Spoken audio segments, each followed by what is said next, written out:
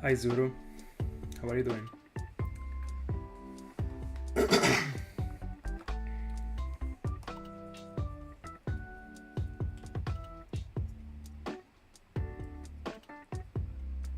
By the way, thank you so much for always commenting with all those sweet words.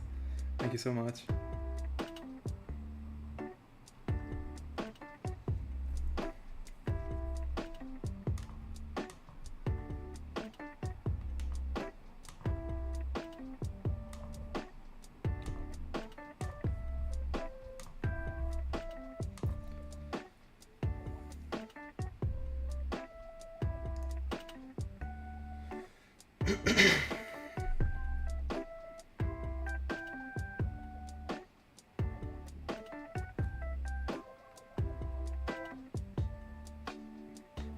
Hi Tiago, good evening.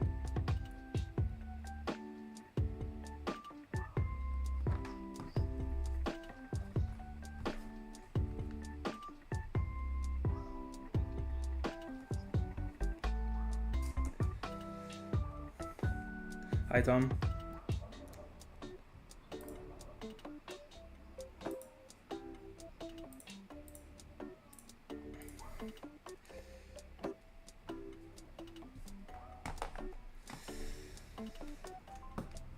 Let's begin.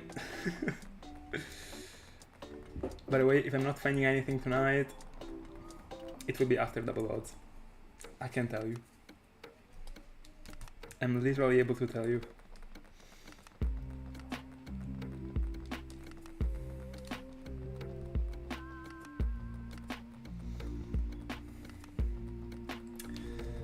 The usual goal is 500 and then I will see if I'm able to do more. As always. I probably will, but I don't know.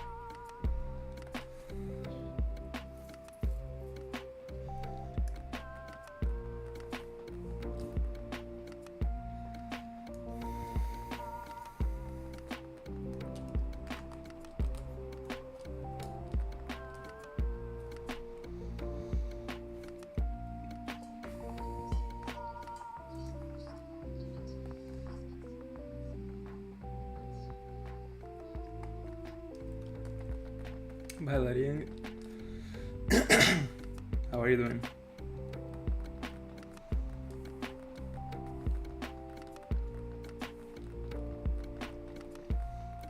All good, all good. What about you?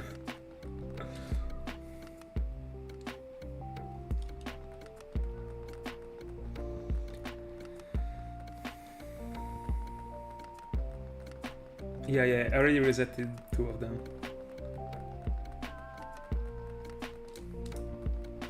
I'm looking forward resetting other like 3 or 4 shiny Tepigs tonight. Hi Eli.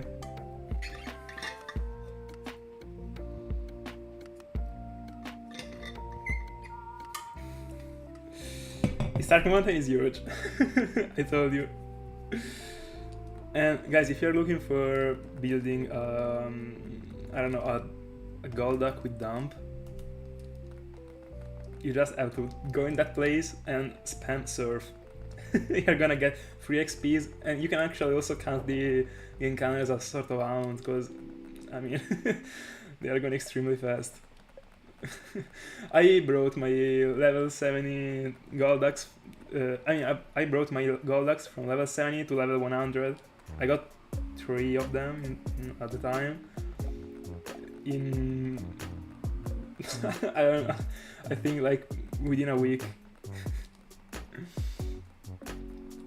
Yeah, of course. If I'm not getting another month Tepig, I'm resetting. I mean...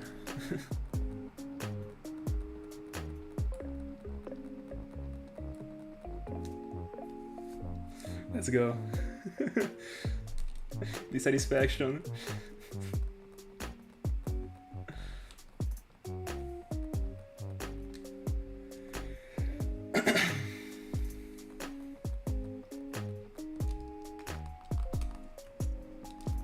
Bro, we only look for the best things, you know?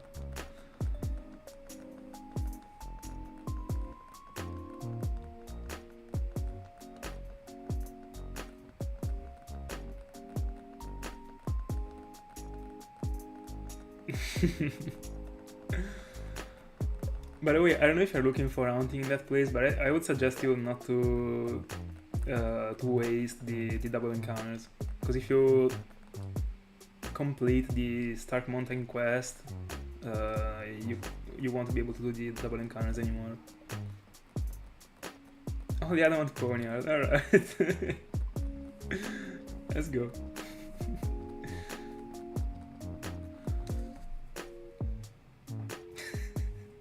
I can feel you completely.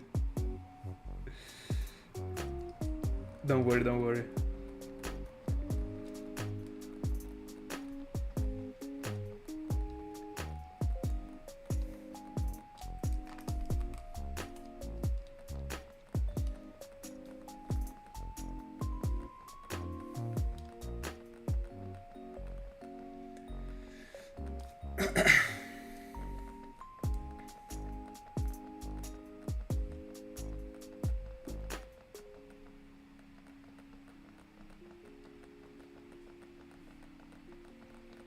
Yeah, it should still be pretty pretty cool out.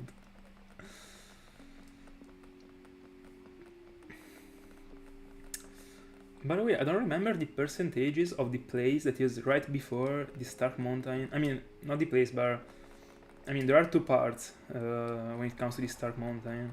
The part in which there are the double encounters, and the part that is previous that one, in which you can do the double encounters. And as far as I remember, like, you should have better percentages with for the Lagma or stuff like that. I don't remember, because I've been checking years ago, unironically, just because I already knew that I was going into the double encounters, but just to know. But as far as I remember, like, the only thing I remember is that it was a bit better with the Pokemons, but I'm not sure. I might be wrong, honestly. I don't know. So if you're looking for going for a single hunt in that place, check out the first part of the Stark Mountain, because that might be cool. Oh, let's go. Let's go. We have the vacations. Do you like the beach?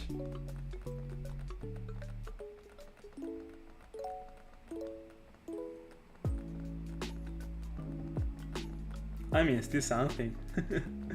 Let's go. So, did you pick the hunt back up again right now? After the stop? And also, what is the plan for the Ducklet? I mean, are you gonna like do a phase, and if it is not Ponyard, you're gonna go into Ducklet again? Or you just... I mean, you are aiming to get the Ponyard before?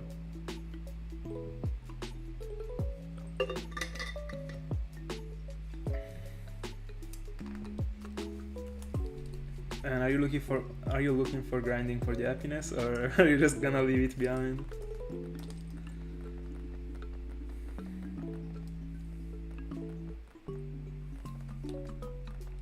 Oh, fair enough. Weezing was also my target. First phase, of course. By the way, it is amazing.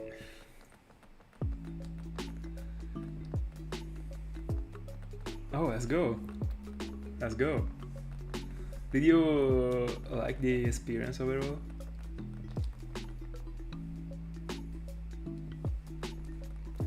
Yeah, you're right, Ring. I'm sorry. I shouldn't be talking about schedules with you. You're right. I'm sorry.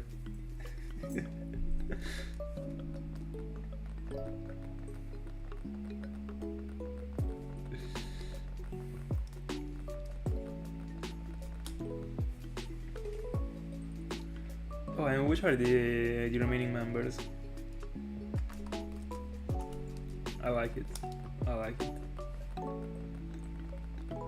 I guess he's gonna evolve into Oslo, bro. Oslo King. Such a waste to evolve a shiny Slowpoke into a Slow King, honestly.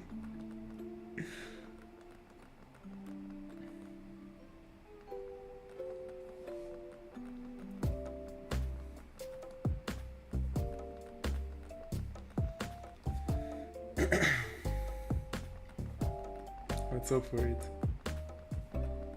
Yeah, they never hurt, I guess.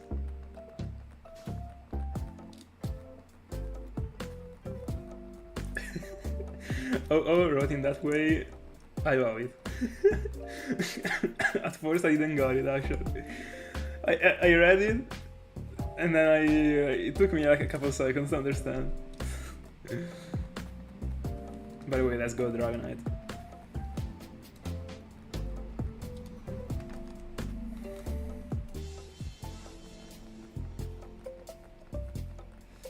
And the members...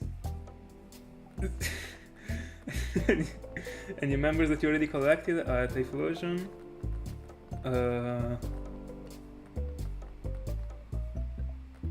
by the way, didn't you want to go for Poliwag?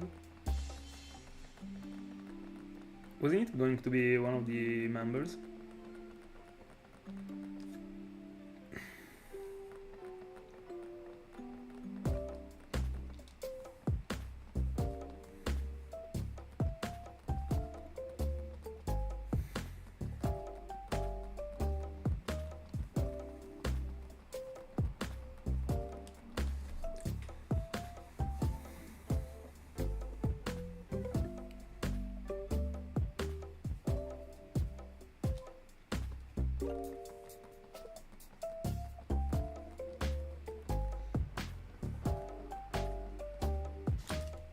Alright, okay, true.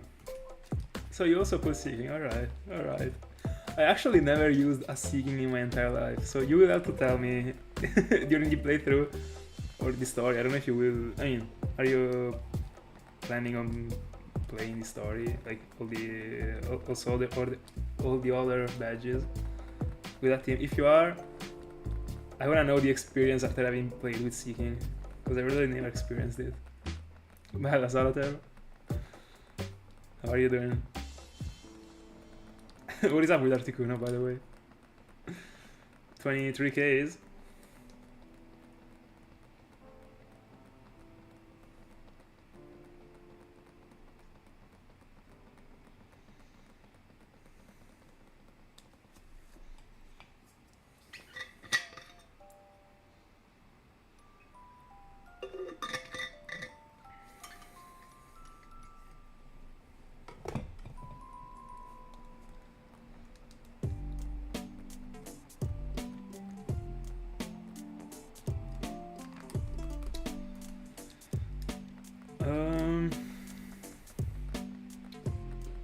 Honestly, I don't remember, but I kind of have a memory of the whole thing being ended right after you got to the Etran room.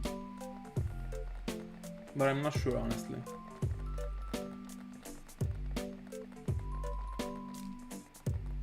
Because in the end I got to Etran like so few times in my life. Every time I was, like when I was a child, every time I was completing the game, I was resetting the game. Like not right away, but I was not even getting to Etran. I was leaving the game for a couple of weeks and then I was replaying it. I would. I think he is still, I don't know. I don't know where, honestly. Not on my screen for sure.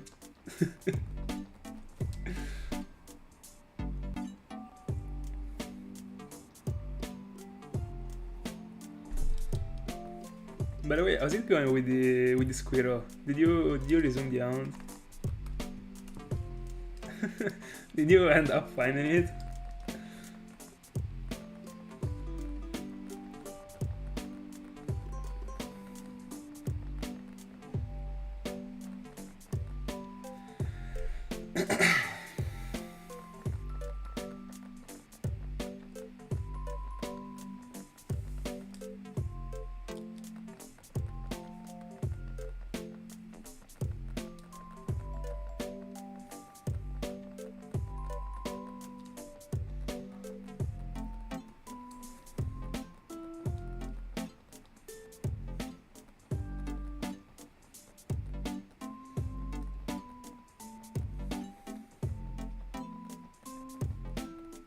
Oh, true.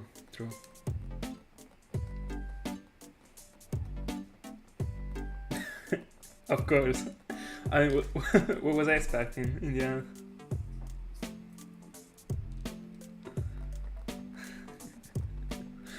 That's unfortunate. On how many devices are you hunting for, bro? Because I know that you can get to crazy numbers even with a single file.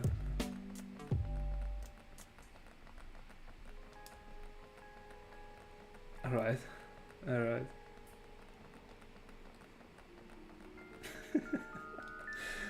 What is it saying? By the way, we literally got the clap of the unlucky in the freaking streams. It is insane. WoD literally can't find a shiny. Salter is 20, like it is always over 1,000 with every single legendary. I'm actually almost exiting the club, but because of the Tepig, I'm kinda not. I mean, Thiago is on the guillotine. It is over for all of us.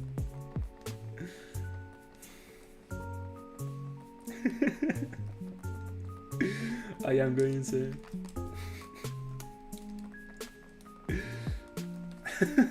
Whenever I read something with the parentheses, like written in the same way as the memes, it kills me every time.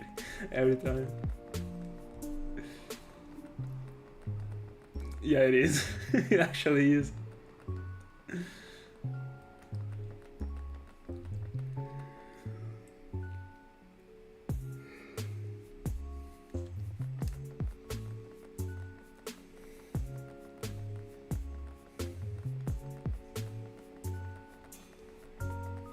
How many encounters are you at right now, Ring?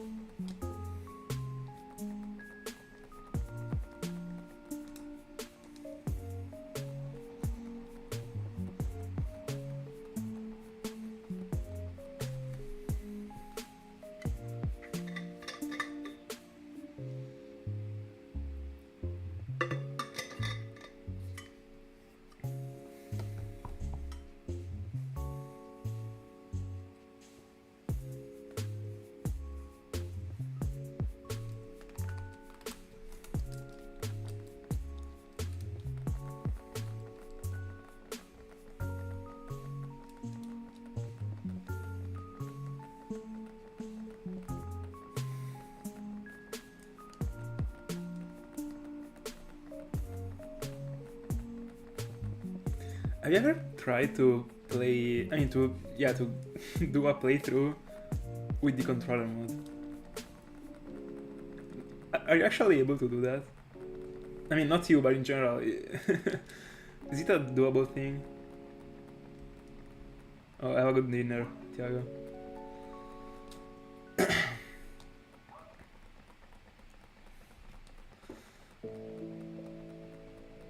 You have to try. I wanna know a feedback about it. I've always been extremely curious about it. Every time I was playing through 2 games at the same time, I was like, if only I had a controller mode, I would be going like way less mad, I would say. But that's a theory actually, because unless you're playing with the repels during the world playthrough, you're gonna encounter the random Pokemon, so it's gonna be, I don't know, it might be weird with some interactions.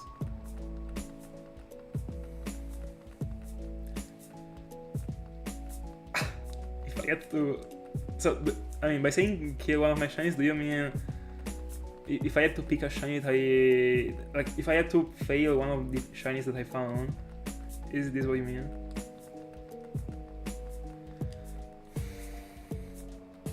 By the way, I will assume it is like that this one is the question, and I have to think about it honestly. So, I mean, I will exclude all the Poké Radar shinies. So, to 3. I mean, it is better to release them rather than failing them. Because at least you wanted to release them if you did that. If I had to release one. I don't know, I'm trying to think about a shiny that I hated finding. but I don't think there really is any. So I might probably go with the third Utut that I found. That might be one. Extremely disappointed. I mean, I got 2 before that one. I mean, I kinda completed the line. Then I got the third one that doesn't even have a fourth one. So I don't have the second line completed. And the nickname is also like terrible. Actually, I nicknamed it Third. I was extremely upset. I didn't even plan on any nickname. I just threw the first thing that came up to my mind. Fair enough. I wouldn't actually touch my Chikorritas just because I got 3 and they are aligned. If I got a 4th one, I mean, if I didn't fail the 4th one, I would probably be okay with releasing it.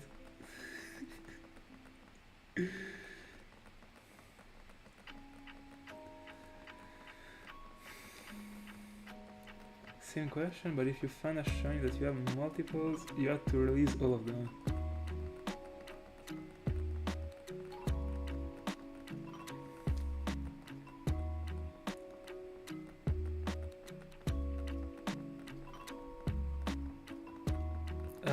Many, actually.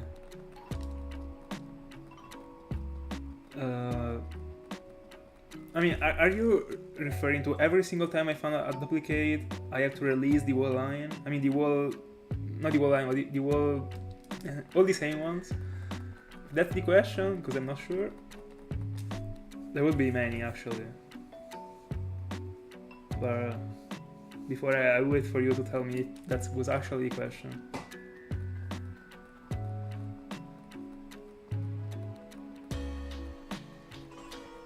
Or I have to decide between one of all the ones that I got a duplicate of to release the whole line.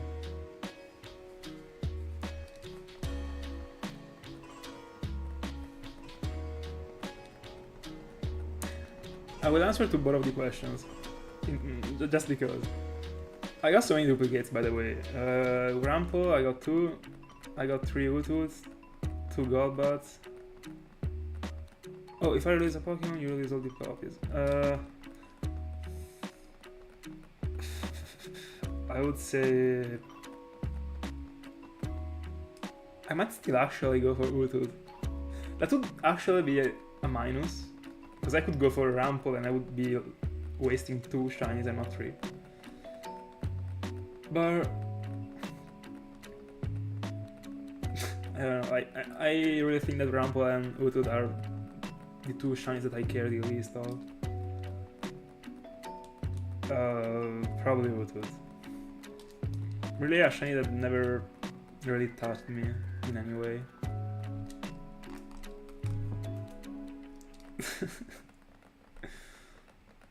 By the way, I think that all the phases that I did in that freaking shiny printing quest were Ututs, apart from Eradicate. Let me see. I'll be actually releasing half of my shiny printing quest.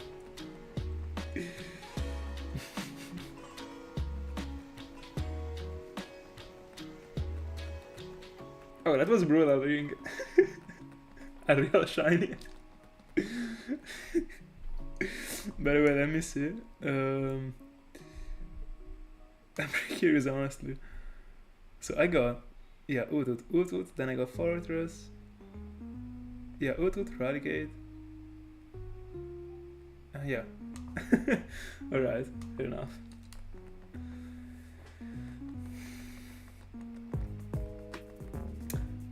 Oh, that's actually a point, by the way, releasing the one that you weren't hunting for so that you don't lose the effort. I didn't think about it, actually. That's actually... I don't know, if I had to pick one, like, thinking backwards, I would say one of the random ones. Me too, I would say, for sure. I would never release one of the shinies that I spend time for. Probably Geodude. I found a random. Random. I was Pokéradar chaining, and it happened to be a random shiny bar. It actually was. Well, I was chaining, so I was still hunting for something, so I don't really consider it a real random. But probably Geodude. I don't really like this shiny, honestly. Don't like the Pokemon at all. I prefer Geodude in Gen 3, honestly. Seems extremely aggressive without any reason. In Gen 4 it seems boneless, I don't know.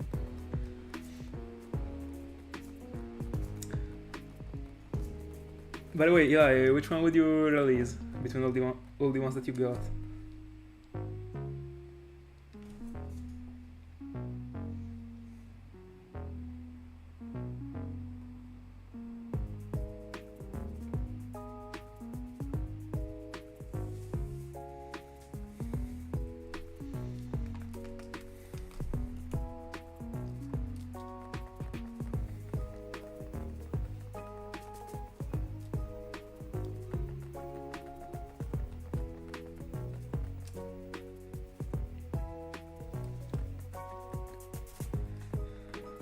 That was a cool question, by the way. By the way, I will make up my own question right now. So, if your question was that I had to release all the Pokemon, like every time I was finding a duplicate, I had to release the whole line that I got. I mean, not the line, but all the Pokemon that are the same. I would have had to release 2 Rampos, 3 Ututs, 2 Golbats so far, 2 Krabbies,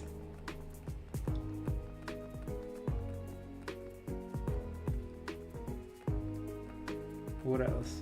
Oh, 3 Diros, 2 Miltanks. I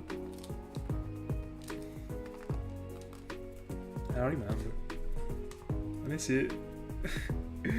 Oh, the Weezings, because I got 2. True. The 5% in the arena. I will actually have my shiny collection, ironically. Yeah, that's probably it. Oh, whenever I will get whenever I will get the icons from the game corner, I would have to release also the icons that I found. If I had to release one of your shiny starters, Chikorita for sure. Even if I would ruin the line, I got 3. It is the only starter that I got a duplicate of.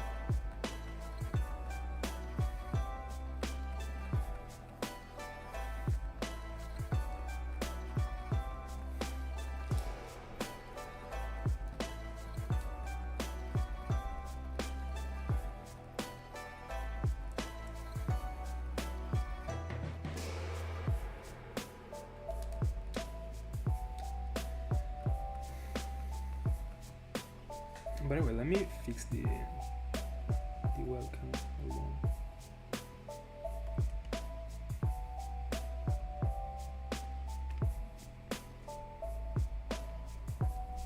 All right.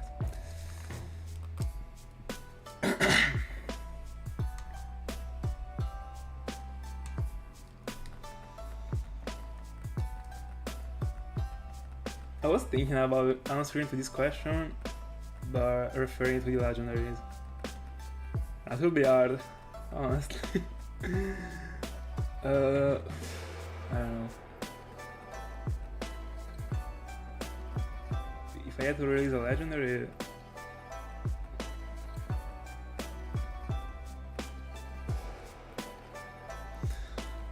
I kinda have a plan.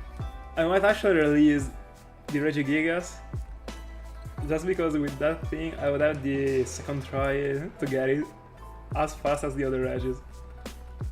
And I don't even really care about the Regigigas, honestly. It is the only one that is unpaired, I would say, apart from Raikou. Fair enough. And by the way, if I was going for another Darkrai, I had to release also the Darkrai. Oh my goodness. Imagine if the game was doing so by itself. Whenever you were getting a shiny duplicate, it was releasing all the things that you got.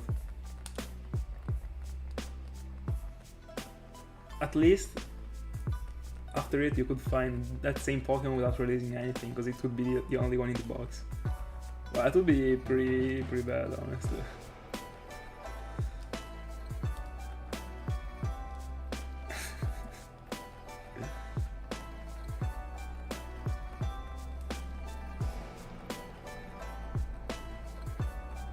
Fair enough. Definitely not fun. Definitely not.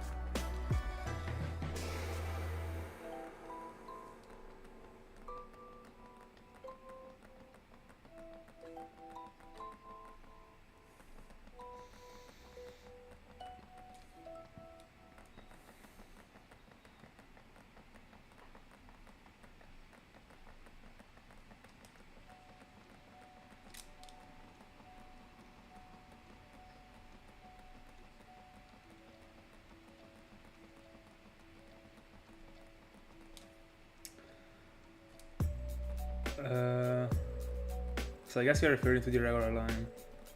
That's cool. Shiny, broken. Love it. So much. I still have to understand what a dream shiny is to me, as I was telling you days ago. But it is one of the top tiers, I would say. Talking about the line itself, so I really like Duskull. I also like Dusclops. I'm a little bit disappointed about Dusclops, honestly. When I was a child, I was in love with it. I was lost, unironically, for it. Well, that's because I saw that one in the anime for the first time, I think. Then I found out that I could find it also in the games. And I always thought about it as an extremely cool and mysterious Pokemon. Also, the Trick Room was a cool thing to my eyes when I was a child. The thing that you were actually swapping the... that the... not the fastest Pokemon was attacking as the first one was something extremely tricky for me. It was strange. And I fell in love, but honestly, when I started to... I don't know, to look at the Pokemons as like in a like when I was grown, I would say, I understood that Dusknoir is actually not as good looking as I thought it was. But I still like it, actually. I don't like the shiny at all. I still like the Pokemon, but I was it was extremely overrated for me. I mean, I was overrating it a lot. That's what I mean. So these answers also to the question that someone asked me some days ago about all the... I mean, if I changed my mind about some Pokemons over the year.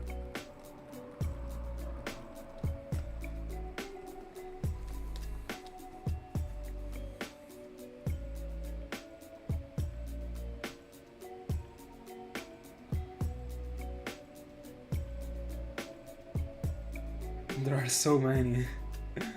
In Platinum, you can also... I will list so many of them right now. Hi Jenna, how are you doing? I will list all the ones that come up to my mind right now. I got like so many actually. I remember that you were going for a Scyther with the Poké Radar. You can actually hunt for Scyther full odds in Platinum. And there should also be a pretty decent pool in that route. Don't remember, but I tracked it down here. So let me get the. Let me go on in the meanwhile. Let me see, because I should be able to tell you. So Scyther, you can also. So in the route 215 in the morning, you can do a level 22 repel trick for Scyther. That is gonna be 50%, and you can also phase on Merrill and Kadabra. So pretty cool round in my honest opinion. And I know that you are a lover when it comes to Scyther, so that one. Do you want me to mention only the ones that you are able to do only in Platinum and not also in Diamond and Pearl? So Scyther should only be on Platinum. I mean, the one that I mentioned before should only be on Platinum. Let me see. When it comes to Platinum, specifically. By the way, I was actually thinking about going for the Wild Gengar that I think Thiago suggested me months ago. And I was thinking about going for it on Platinum, but I found out that you can actually go for it in Diamond and Pearl. It's gonna be way better with the percentages. Yeah, the rages are exclusives, so for sure.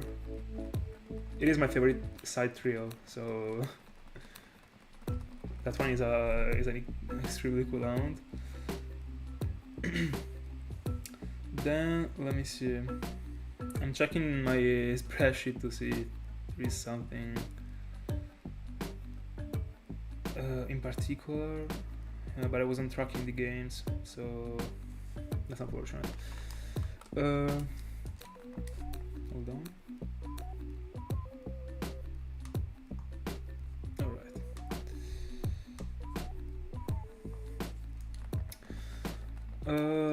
Let me see.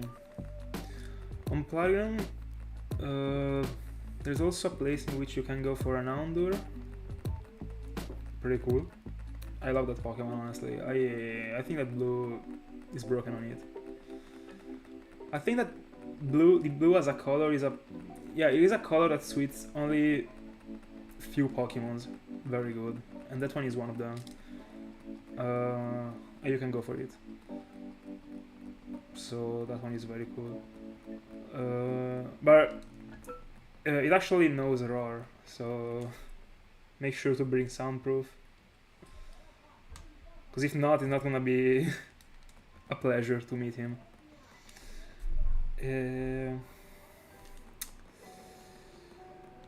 Let me see, because all the rounds that almost all the rounds that I was planning are actually available also on Diamond and Pearl.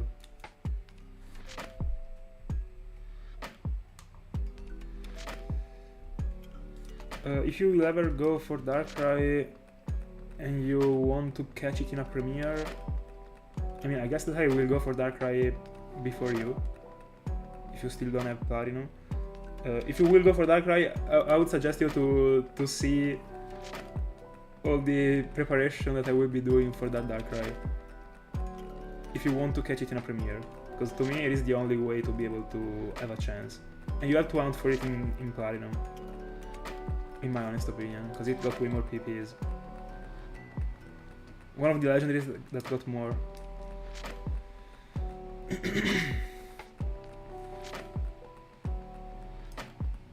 Yeah.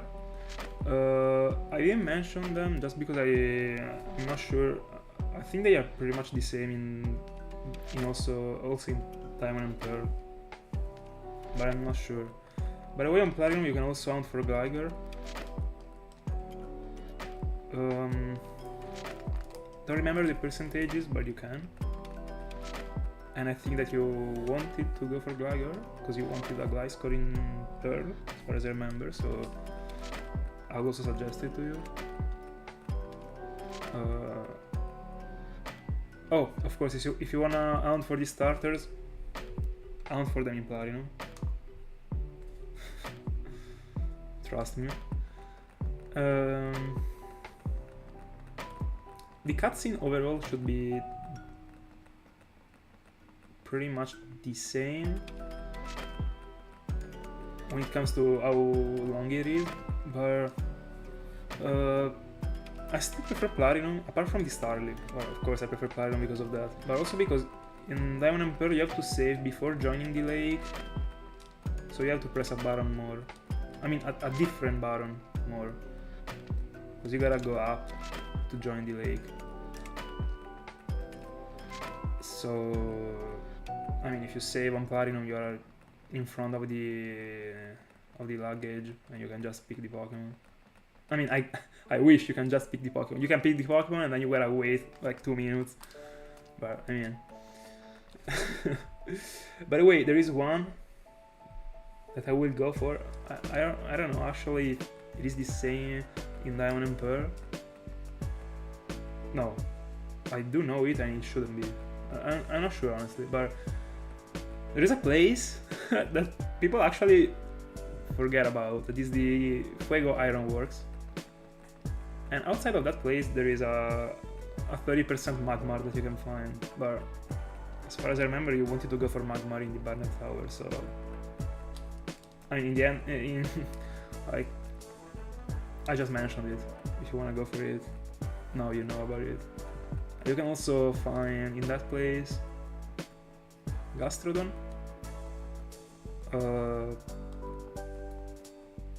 Magnemite,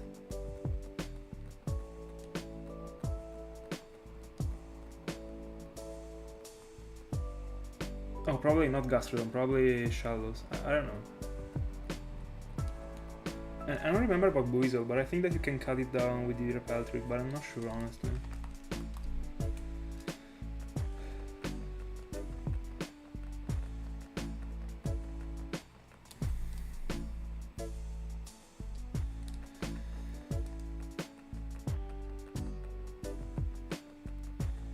Oh, if you can find Floatzel, then you can find Buizel. So I guess you can also find Gastrodon, alright. Yeah, I mean the Pokemon should be level 30, so makes sense. Let me see, other rounds. Platinum exclusives.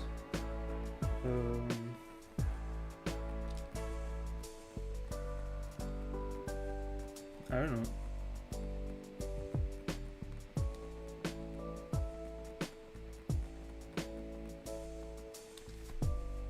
Oh, Phoebus, go for it in Platinum, because Suction Cups works. It doesn't work in Diamond and Pearl. So if you wanna go for Fisher encounters, in general, not only for Phoebus, if you're not looking for Synchronize, go with Suction Cups.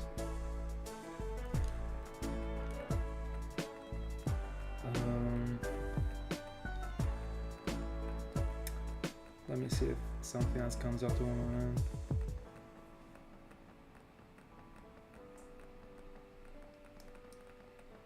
No, the dialogue, like the reset lasts the same, pretty much. There might be a difference of like, I don't know, 5 seconds. I don't remember which one of them was quicker, but at the beginning when I start, not at the beginning, but during my Chincha round, I tried to join the Hound also with a Pearl, apart from the Platinum that I got. So I was doing them like together, and they were pretty much the same.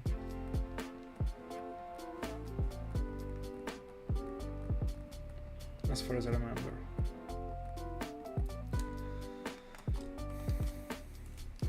By the way, there is also an Hound that I don't remember if you can actually go for it with the same stats in Diamond and Pearl, but you can go for a wild Gabite. I mean, I guess that everyone would actually go for Gible, but it's also cool to find Gabite. It's actually pretty noticeable, honestly. In the end, you already know the spot that you gotta check, and you aren't gonna notice it. That is cool. It should be the Victory Road. I don't know, I've only seen that Hound be done once. I think it was in the Victory Road, but I'm not sure. Before joining the road 224, I think it is the route that you will go and get shiny in. Before that route, there is a room with a lot of stairs.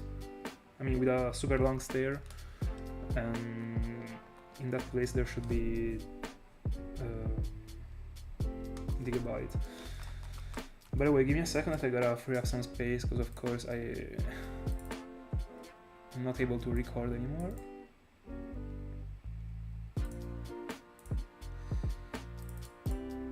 I should actually free up the PC from all the clips that I got from the Safari Zone, because I'm plenty of 4 hours videos just because of the reaction. I still didn't delete them.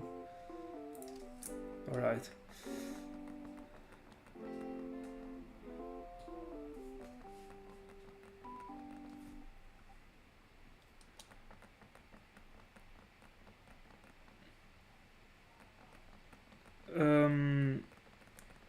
I wasn't actually I wasn't answering to the Rotom message, by the way.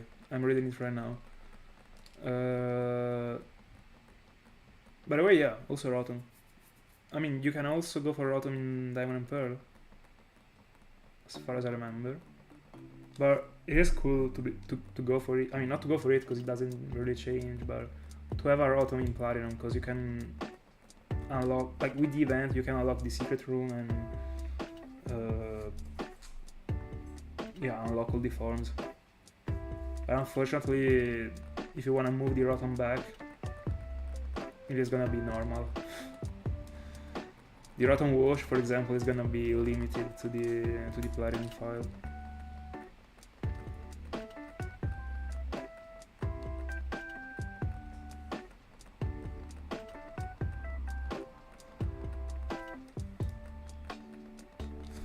By the way, let me scroll down all the Platinum's Pokédex,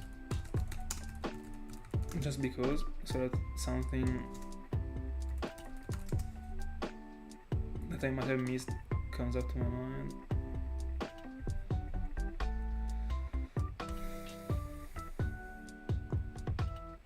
By the way, yeah, I mean there are also the legendary birds that are roamers in that game.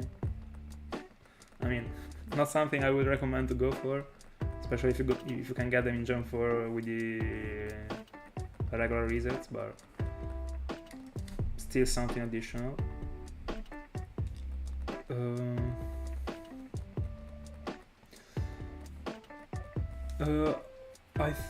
Hold on, I don't actually know if the magic. So if you actually go in the post game, I don't know the names of the areas honestly, but the one in which there is the, I don't know how to call it. Anyway, there is a place in which you can actually fish for Magikarps. I think it is a Platinum only thing, but in that place you can actually fish for a level 100 Magikarp. I don't know if you can do that also on Diamond and Pearl, but on Platinum you can like 100%, and I would for sure go for Platinum because of suction cups. Oh yeah, there's also Snarond. Yeah. In Diamond and Pearl you should only be able to get it with the Poké Radar, as far as I remember. But yeah, in Platinum you should be able to get it with the random encounters. Yeah.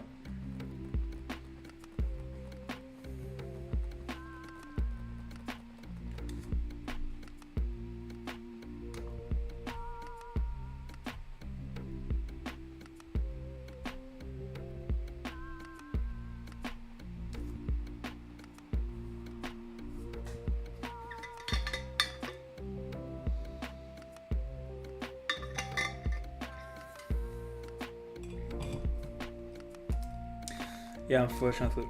That's why I collected my Snorunt with the Poké Radar. I didn't have Platinum back then.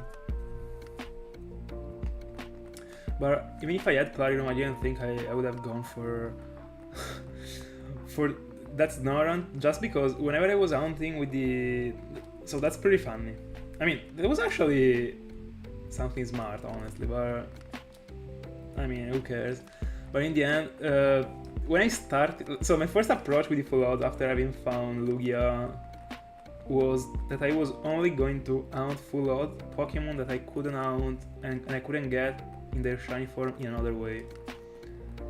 Because I already covered this thing, by the way, but the point is that if I didn't have a proof of me going full odds for them, I mean, if I went full odds for a Snorunt and I was showing that thing to a friend of mine, I don't know, he could have always said, like, he could have always said that I just chained for it. I didn't have the proof of me doing the thing full odds. That's why at the beginning I wasn't going for anything in which I could actually pocket radar chain for. That was wild. And then I changed my mind, of course. So if you want to hunt for a shiny Floatzel in the wild, and you want to go for a cool hunt, there should be one in the place. So I don't know if you know where the Pulp Park is located in Platinum. It is actually at the very bottom of the map. When you get to the little city before Jubilife, if you surf from that city and you go up to the end of the map, in that place there is the Pulp Park.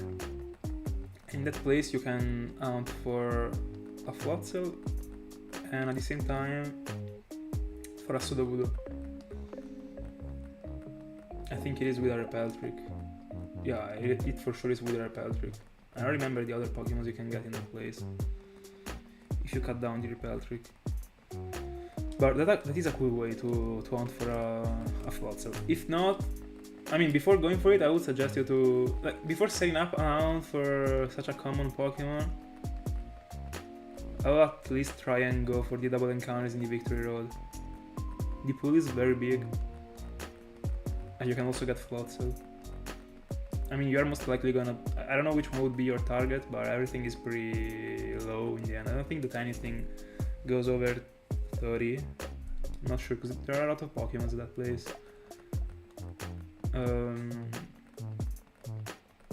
So... yeah. I'll actually go for it. I mean, I would be expecting to do at least 3 or 4 phases before getting what you want. You can get so many cool things. I mean, not so many cool things, but there's a Zoomaril. The other things are pretty mid. But somehow also getting a shiny Dugong isn't that bad, because it is kinda unique in some way, I would say. I don't like the Pokemon at all. I mean, the Pokemon, yeah, the shiny at all. But having a shiny that is that similar to the regular one, I don't know, gives a strange vibe. I would like to get one. Only as a collateral damage, by the way. I would never hunt for it. If it happens to be it, okay. If not, oh, okay. Oh yeah, there's also routes. True.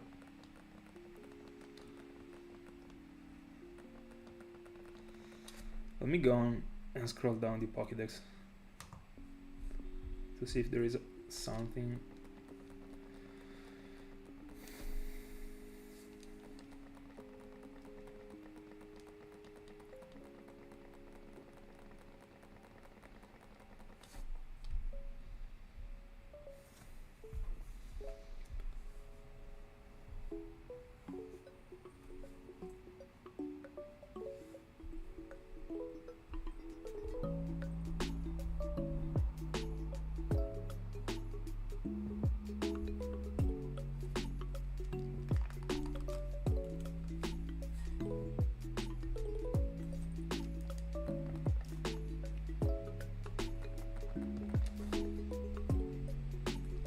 No, I think that's pretty much it. Hold on, let me see.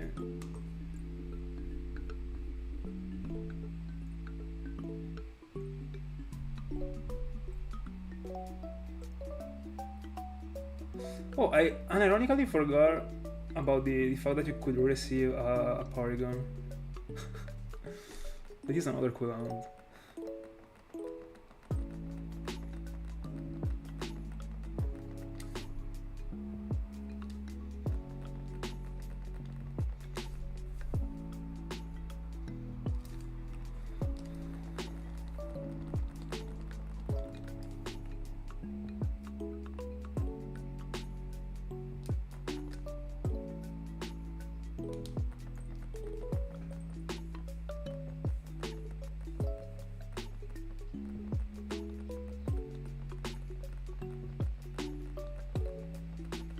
Let's go.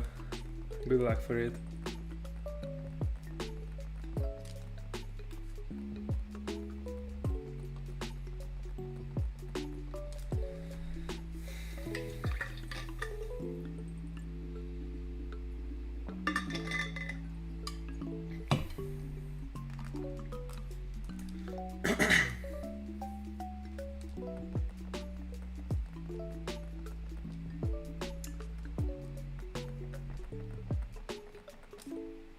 A repel trick for... I mean, are you referring to Platinum?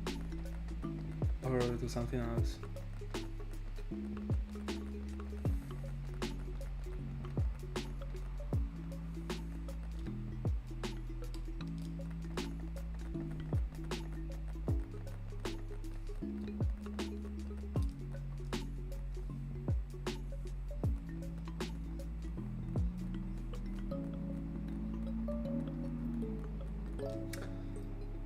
Oh, a trick.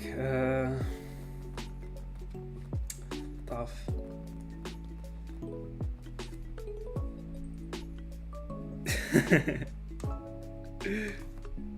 Hold on, give me a second.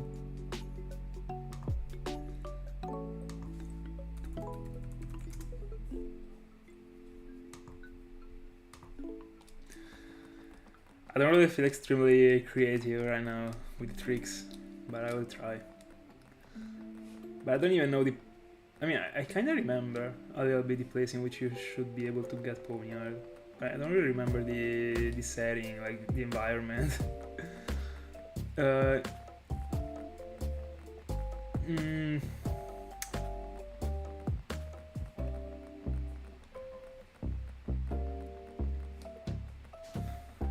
Isn't there like a place in which you can use waterfall, like nearly?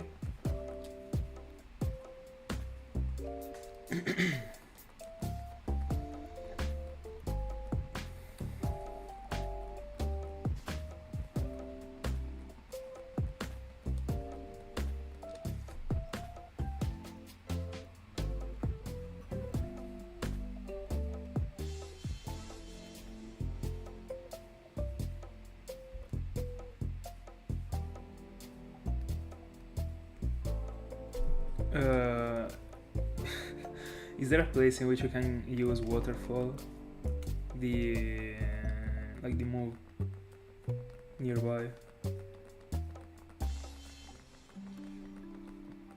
I don't even remember if waterfall is actually one of the moves that you can use outside of the battle in Gen 5. It should be. Oh, there isn't. Oh, I got the trick. You gotta fly to the very first series and talk to your mom 3 times, and then it is a shiny ponyard.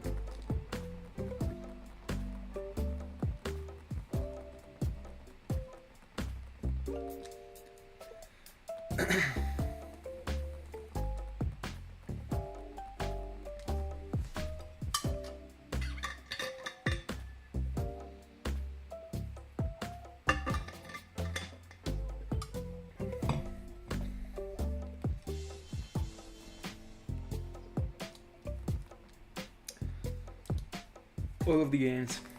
That's unfortunate, but you know, you gotta maximize the chances.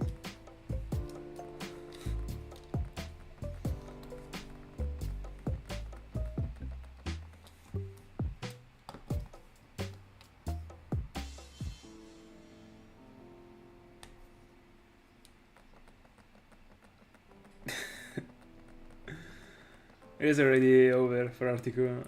I mean, for the Articuno mount.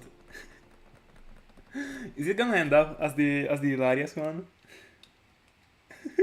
Are you gonna drop it?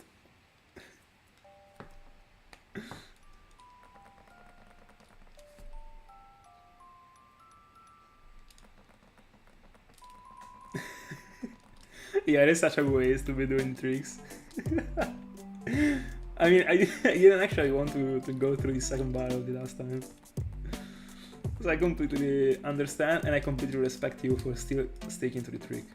It will pay off.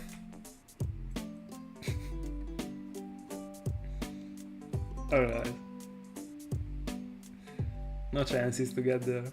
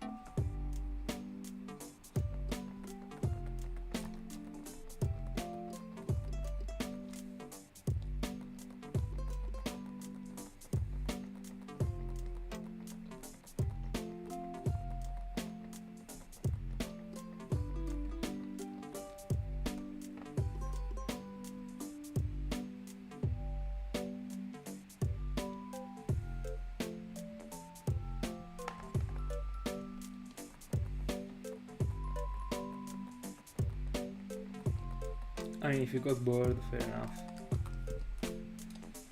By the way, first 150 of the night.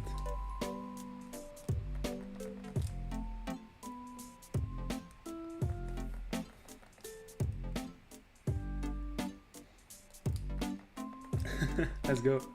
Hi Q, how are you doing? I like these stars in the name, by the way. I don't know why the freaking lamp goes on lagging. Like, is it possible that our lamp lags? I have no idea. But anyway. Was the previous one... That, I mean, did you have to fly to the league twice? Was it that? I don't even remember anymore.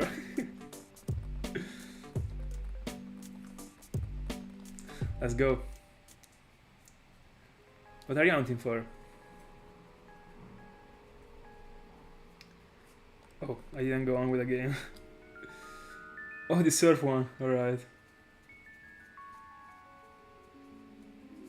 But I think the last one that I told you to do was the one that you had to fly to the league. I was pretty sure. Oh, let's go. Love it.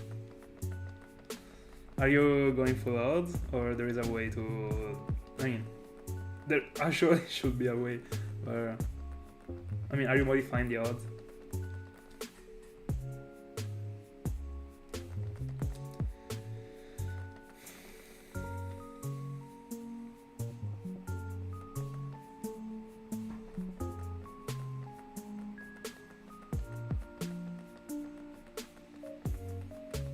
Oh, yeah. Oh, fair enough. Fair enough. Of course. I mean, of course you were referring to the last one that worked.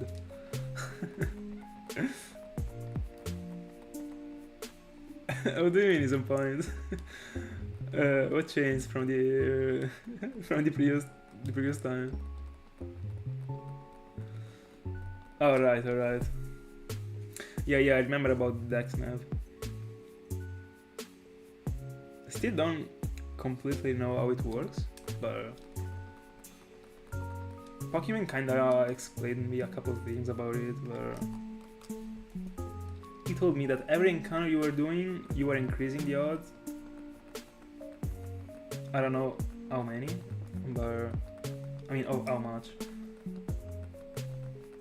But it was wild, because after 600 encounters, I mean, I guess the 600 are a lot for the Dex Nav. I don't know. He was still not getting it. Tell me. Which are the plans?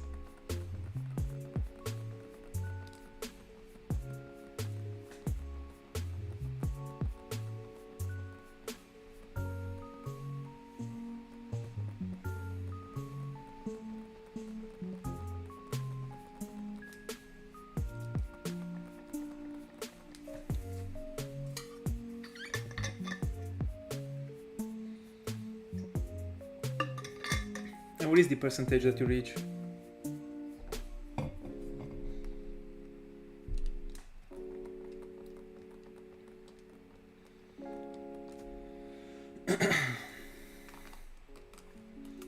By the way, the Dex Nav is the one in which you can actually go and walk extremely smooth before getting to the Pokemon. Is that one the thing? Because I remember about that mechanic, because for the I don't know, few hours, I would say like 3 hours in my whole life in which I played Omega Ruby, I could use that walk. And I think it was for that, not to make the Pokemon run. I usually go to the first... Why is it freaking lagging? I don't know, I will have to fix something, I guess.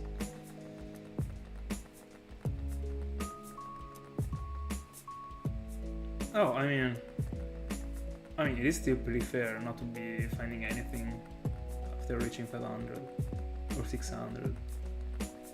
But now that I think about it, I think it was around 800, not 600. I'm not sure.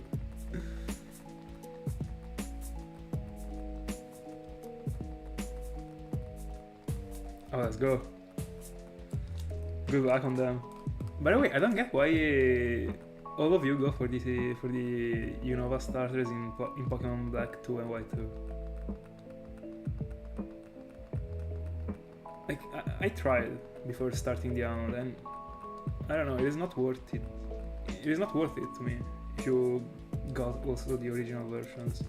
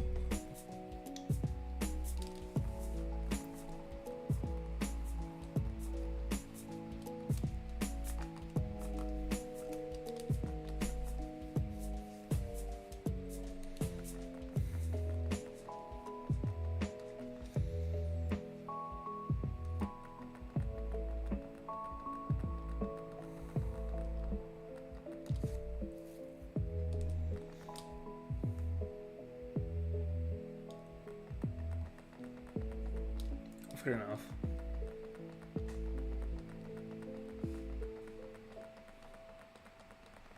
By the way, I mean, you will go for Snivy. Why don't you also go for Tepig at this point? I mean...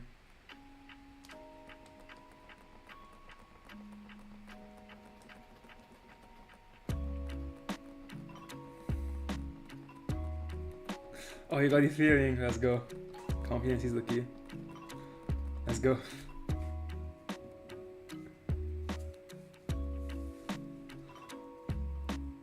I wish I had the same feeling tonight. There is a little bit of hope for me to find something before 12Ks, but I don't know.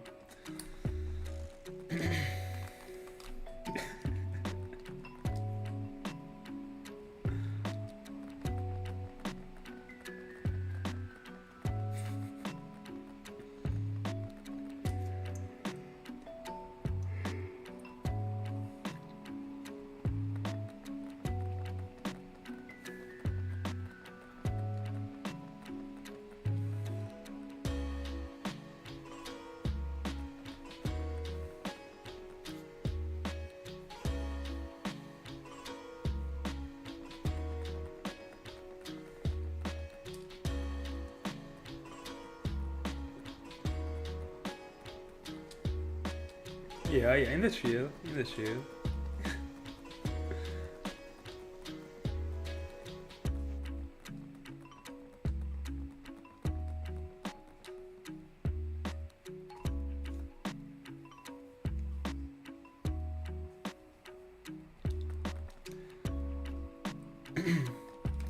Did it have an upper to you to find the shining before maximizing the chain? I mean the chain, the dex nut thing. Yeah, yeah, I remember about it. I love it, by the way. The shiny cheated dream team.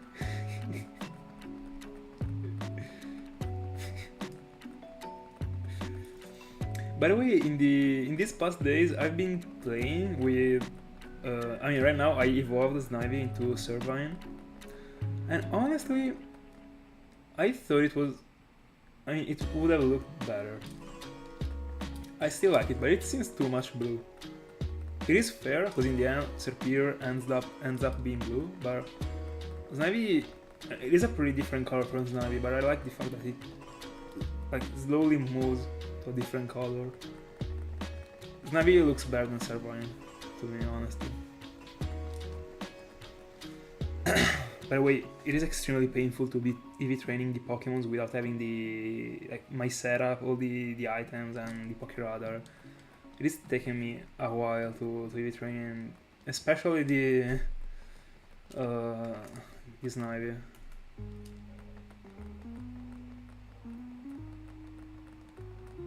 Yeah, it is the thing that I like the most about it.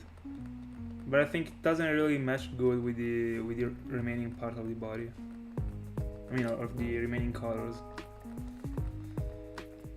But, I mean, still better than Pignite.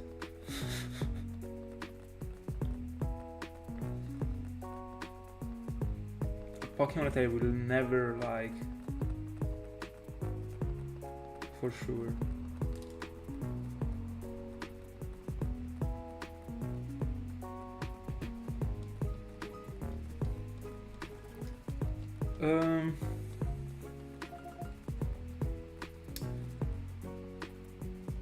Honestly, I think that Sirvine is a pretty solid first stage. I think that the Oath is like far ahead.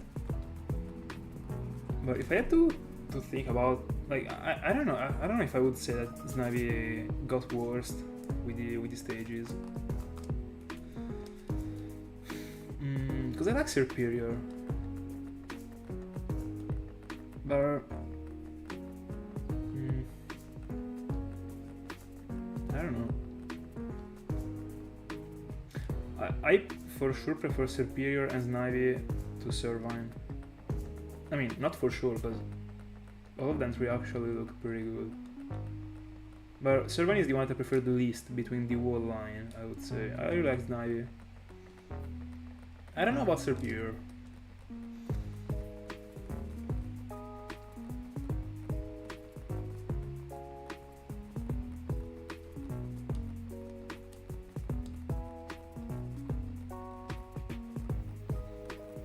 I mean, I see your point, Tom, but the point is that I've seen worst.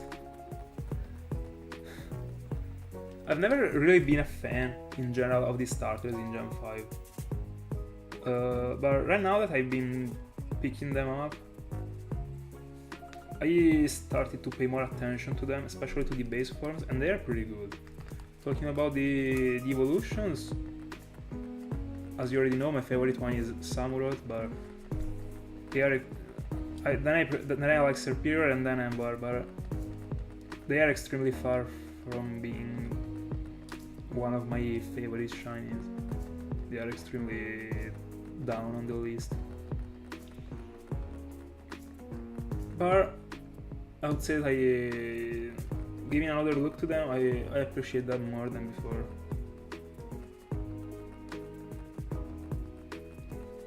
Oh, that was pretty sweet.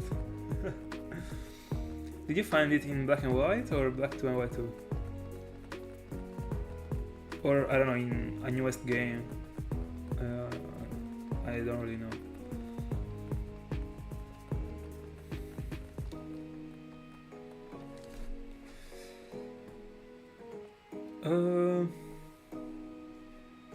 mean, fair enough. I don't know. I don't know which one is my favorite trio when it comes to the base forms.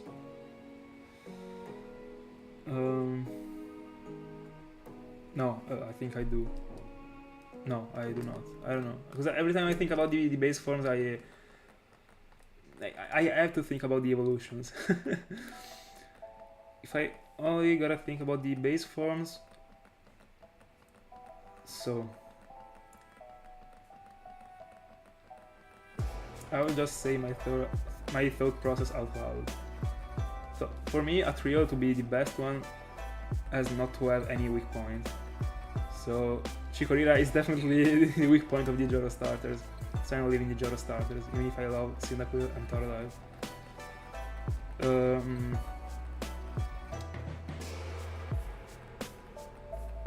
Then I don't know. I've never really liked Torchic. I don't know why. It's not that I don't like, but I think it is extremely behind the majority of all the other starters, especially with the shiny form.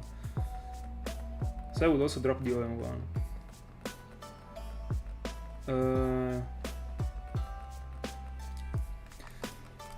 Whenever I think about the one from Gen 4, I'll go right into Torterra, Empoleon, and Inferno that are the best thing in the world for me. No, it is not.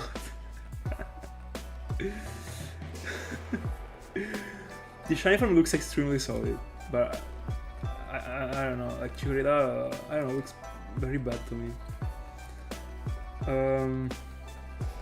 By the way, I'm only missing the Gen 5, Gen 4 and Gen 1. Gen 1 is pretty solid.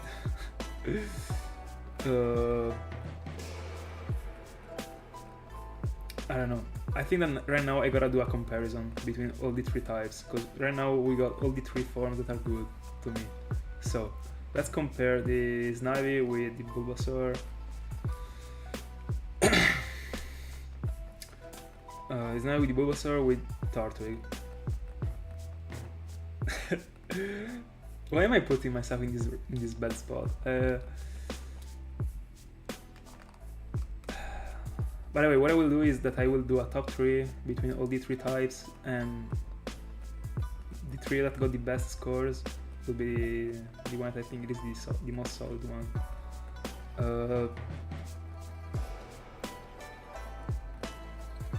So let's start from the 5 types. So Charmander, Chimchar, and Tepig. Tepig, last place by far. Then I would say Charmander, second place, and first place Chimchar. This is for the hold on, let me track down. This is for the 5 types. Literally. So first place, hold on, Chimchar. Second, Charm. Third, Tepig. The water types.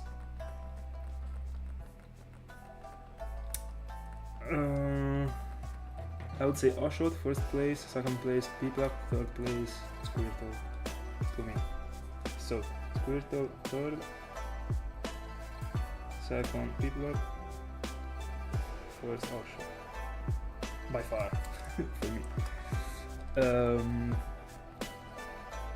And here it comes with the, with the grass types. So I don't know.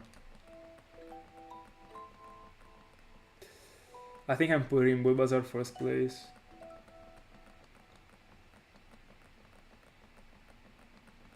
By the way, I prefer Charmander to Bulbasaur.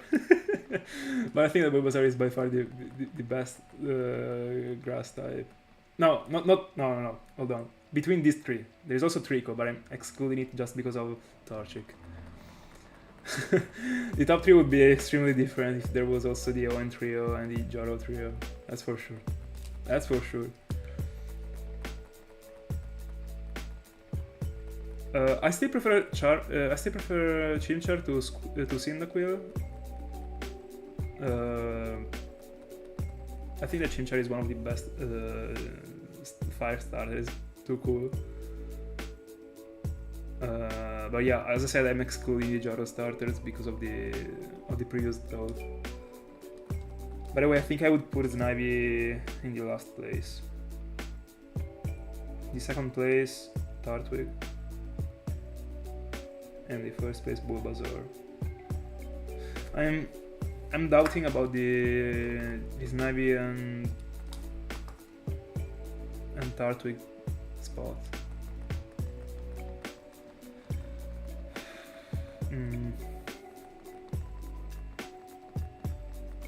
No, yeah, I think I'm putting Snivy in the last place. So, in the third place, we actually got Tepig, Squirrel, and Snivy. So we got 2 from Gen 5, so Gen 5 is gonna be done. In the first place, we got 1 from Gen 5, 1 from Gen 4, and 1 from Gen 1. That are Chimchar, Oshawott, and Bulbasaur. So we are actually drawing right now. In the second place, let's see which generation got the best thing. So the second place was Charmander, so Gen 1. The second place with the water type was Piplup, so Gen 4. And the second place with the grass type was Tartwig. So we got 2 Gen 4. So I would go for Gen 4, but I'm doubting about Piplup. It is the only thing, but no, I like it, yeah. I would say that my favorite one is the one from Gen 4. I mean, the most solid. No, not my favorite one. It's not the same thing. What I think is the most solid one is the one from Gen 4. I'm ready to be roasted. I mean, I feel like that everyone would be saying the one from Gen 1. And I would be fair with it, honestly. But, I don't know. Charmander is missing something for me in general. Even if I really like it, it could have been better. Or probably not. I don't know. I think I saw an altered art of Charmander that got something strange on it.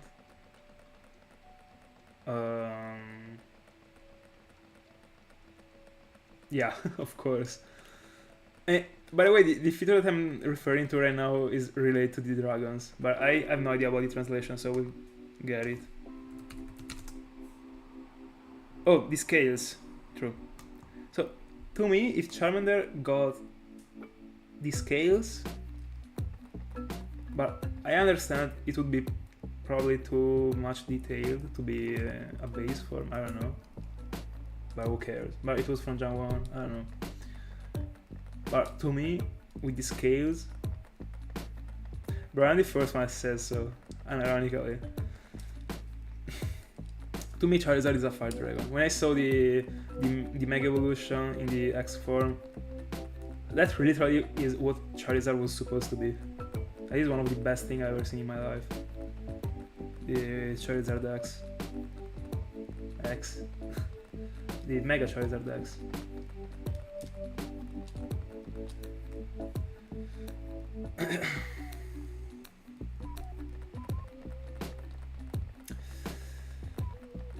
But yeah, am I the only one that thinks that the Gen 4 starters are super solid?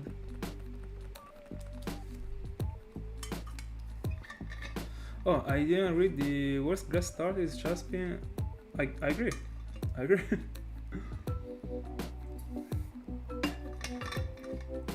I think that Gen 6 is one of the worst one when it comes to the starters.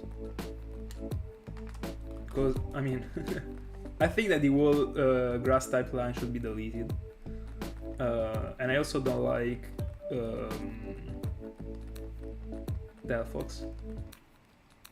Not at all. I like the Fennekin, I like Braxian. I mean, Braxian was pretty unique as a Pokemon, it was extremely strange.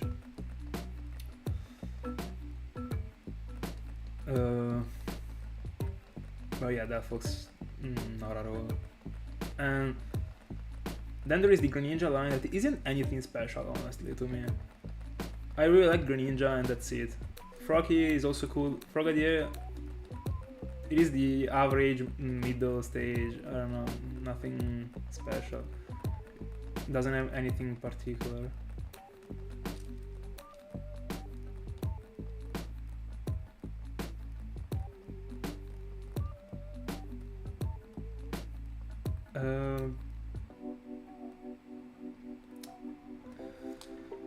What do you mean about a third type?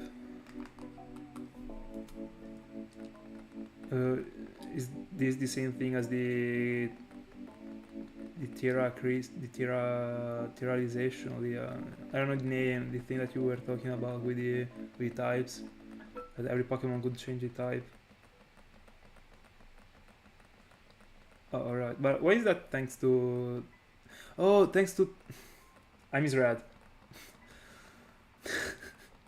I misread. Sorry.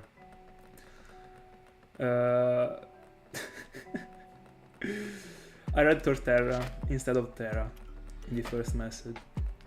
That's why I was actually confused. I was like, leave me alone. I'm done.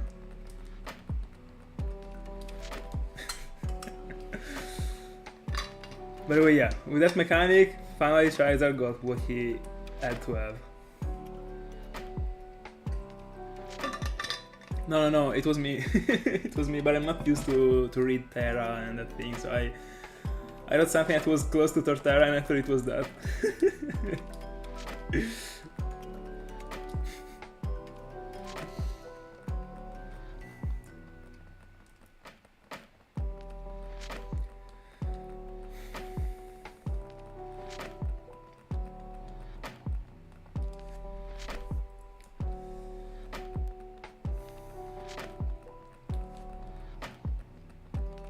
By the way, we are already almost to half of the stream. Or, I mean, we are almost to what is supposed to be half of the stream. Then I will see if I wanna go farther. Might happen, honestly.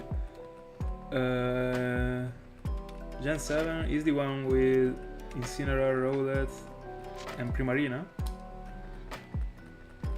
Is this the first time I'm correct with the starters? With the newest generations?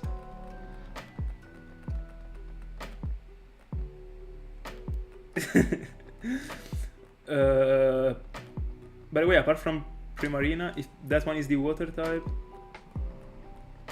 the remaining starters are pretty cool. I love Incineroar. I wish I could use it, honestly. I won't say that one is one of my favorite Pokemons, because I've never... I mean, it is not something... It's not my field. But if only I played it, it probably would be. I don't know. It seems like... It kind of reminds me of a sort of superhero. I don't know. It is muscular, like, it is strange. But you take a look to it and you can understand it is powerful. I love these things. By the way, I know Litten, but I have no idea about the middle stage between Litten and Incineroar. Let me see.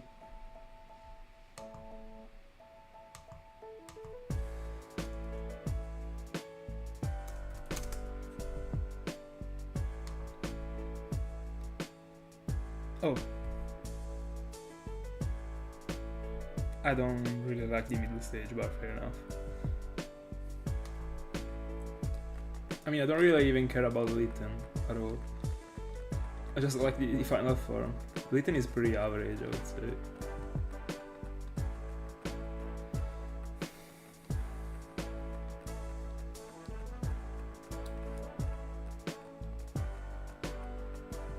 I would rather say a cake built of ground.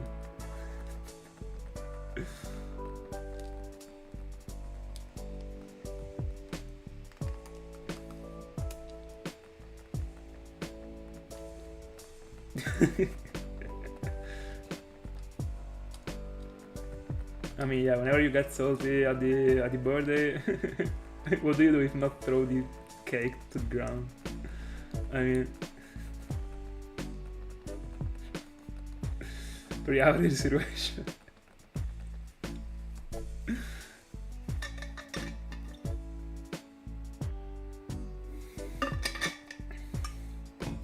By the way, I think that the Ashot line is one of the most solid lines when it comes to the starters in general. If only they did a bit more with Samurott.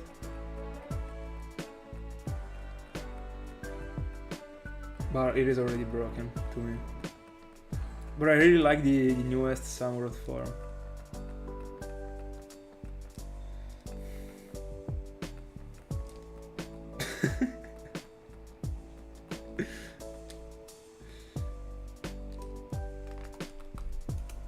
I unfortunately never experienced it.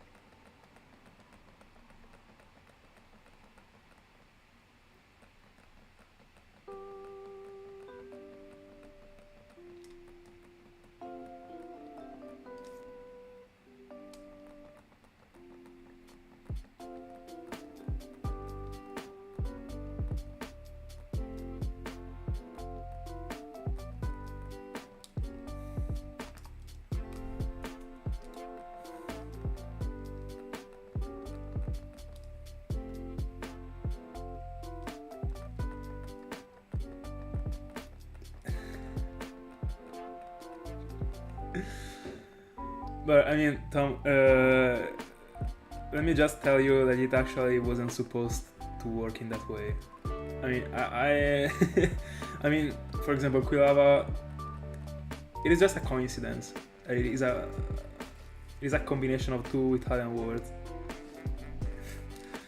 It was not done on purpose. Of course. I mean, it doesn't make any sense. Apart from Torterra.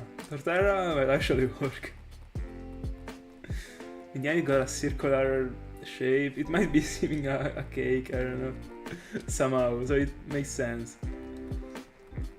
But in general, it is just random. By the way, I never thought about...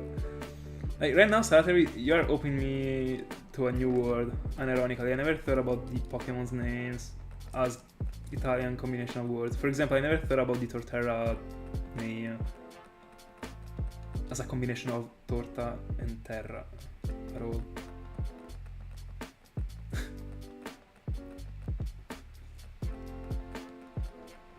And the same is for Quilava actually.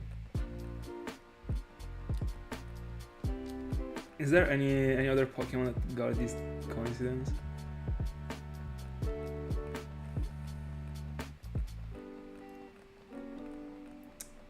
So I assume you're referring to Shiny Flygon. I would say...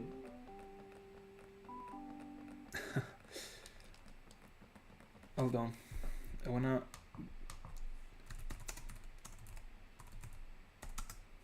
take a quick look to Flygon again. I'll probably say the Ultra.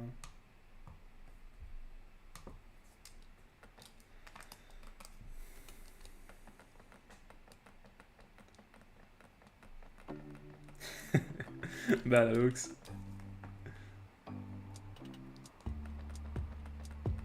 How are you doing?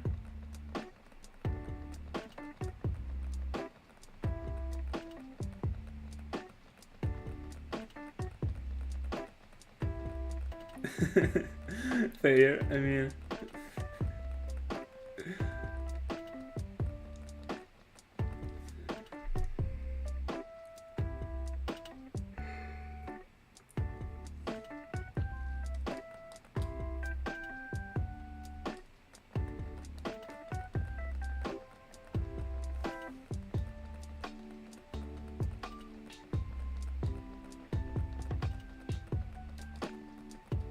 I never cared at all, honestly.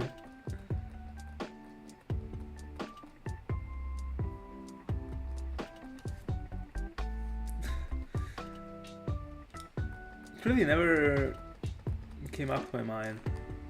I don't know how, because with all the hours that I spent playing, it's pretty strange actually. Welcome back, Thiago.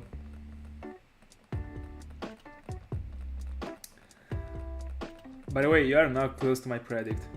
I said 23, and I don't know, like 23 and 3. The Michael Jordan number, bro, striking 100%.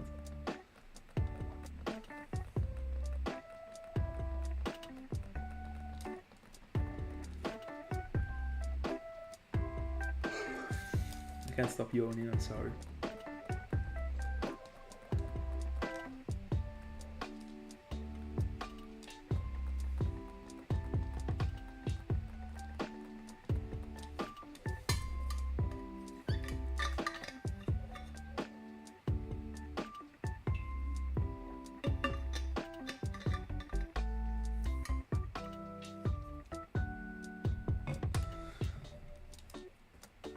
Yeah, as far as I remember, it was pretty strange. I remember it being pumping, I don't know, something that was actually going. Not bad, but not something that I would be listening to in loop.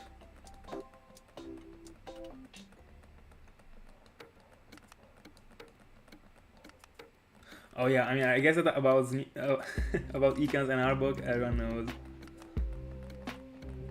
Yeah, I also knew about it. But we were actually talking about the combination of Italian words. Like Quilava. Quilava is wild. Clean here. I don't know.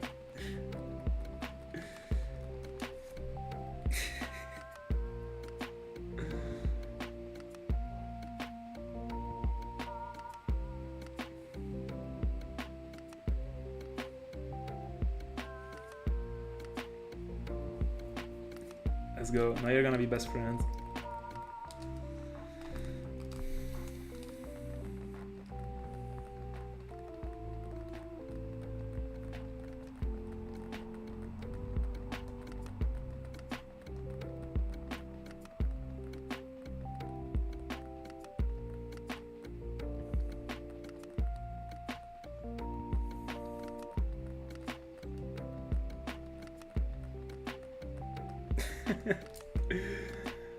Yeah, I mean, you were writing nothing.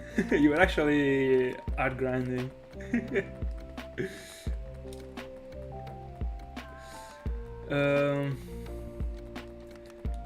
It ends at 6,400.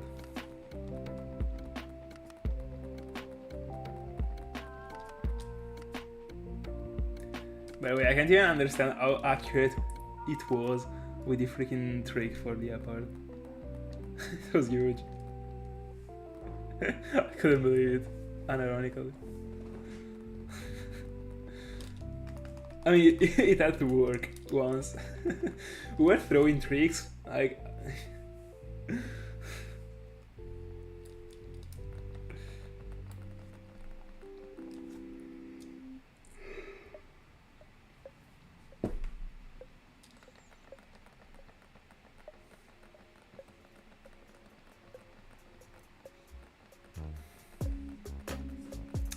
It will.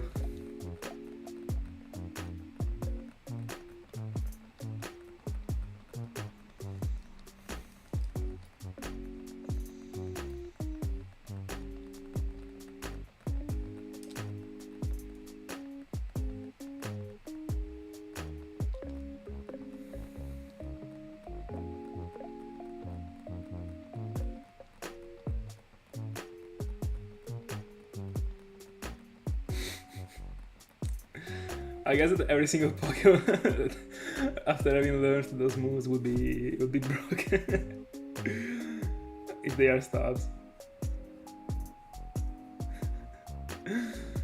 By the way, yeah, such a powerful Pokemon. So cool.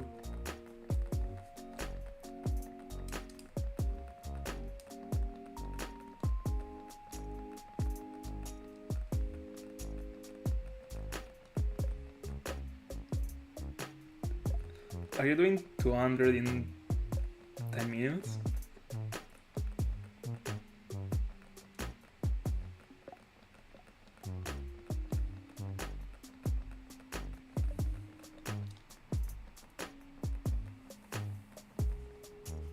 It's pretty huge actually. Weren't you doing like 900 or 1000 per hour? It is wild. 200 in 10 minutes is wild.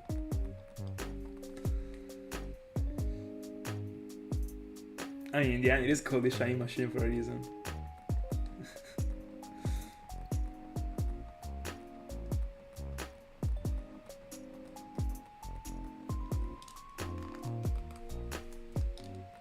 Imagine if you were getting the double encounter guaranteed.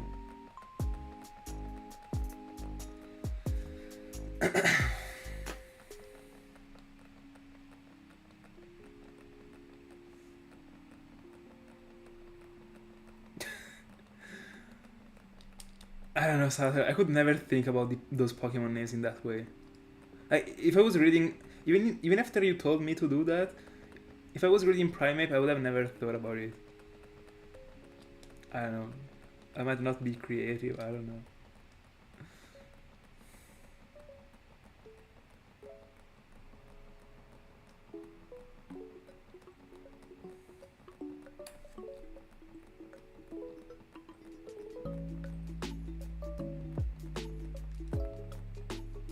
Yeah. Yeah.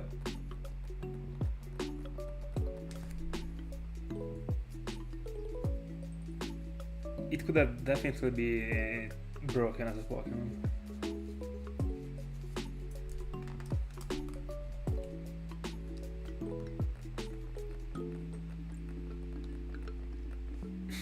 What a waste, but in the end, I mean, imagine having such a Pokemon with decent types in the competitive. I mean,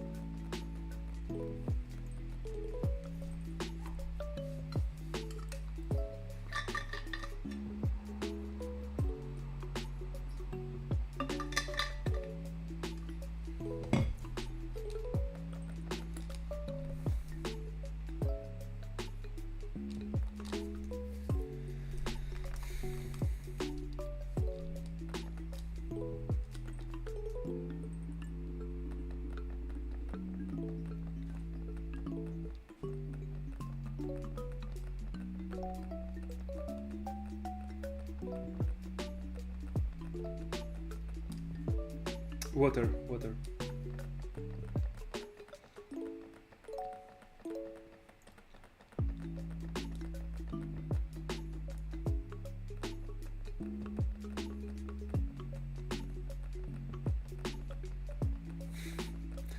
I mean, you can go for the 1% one in Argol and Soul Silver.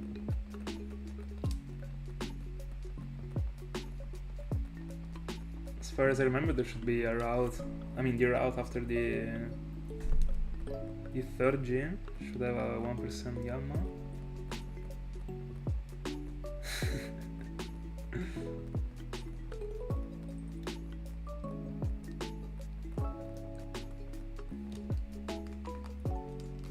I mean, if I was doing so, I would probably be dead by now.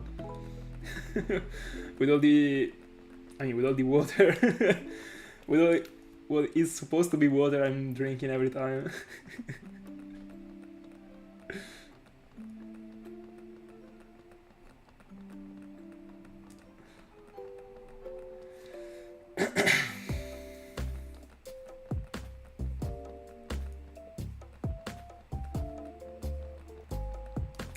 Oh, alright.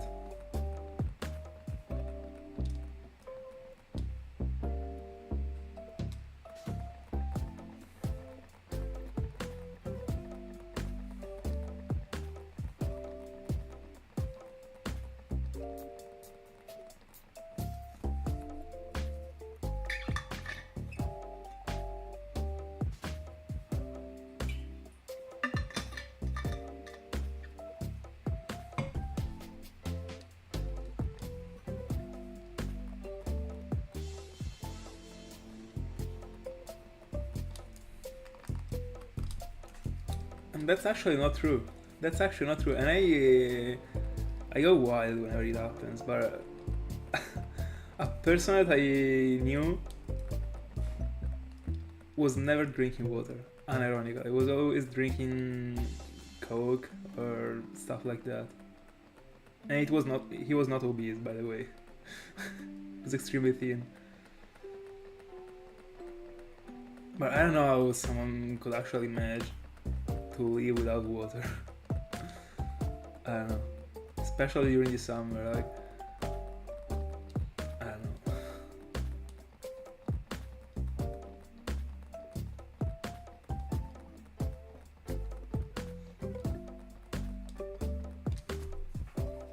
Yeah, that's true. But he was not American, he was Italian.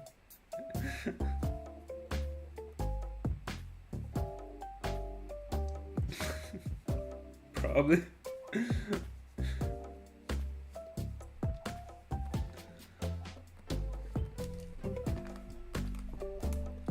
I also don't know how people actually drink the sparkling water. The normal one is like, I don't know, bro, it is way better. I don't really have to cover it.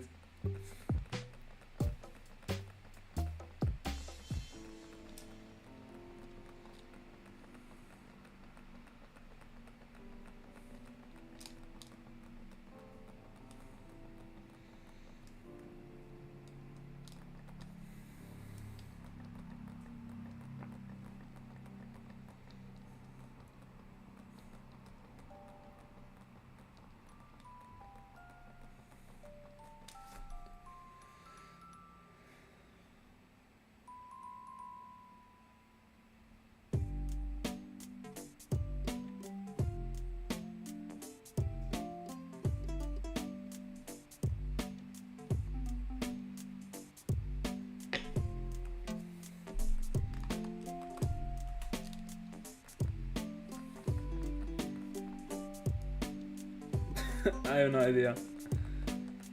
I don't think there is anything better than drinking a whole glass of water, freaking regular water, extremely cold regular water. I don't know, like all together. I don't know, best thing in the world. There are also people that don't like cold water. They like the I don't even know how to call that, but the water that is not put in the fridge. Like they just buy the bottle and keep it in the kitchen without putting it in the fridge. Like, are you crazy? I mean, I'm gonna put it in the fridge even if there are minus 20 degrees. I don't know. Might be me. I might be the problem. I don't know. Like, it is crazy to me.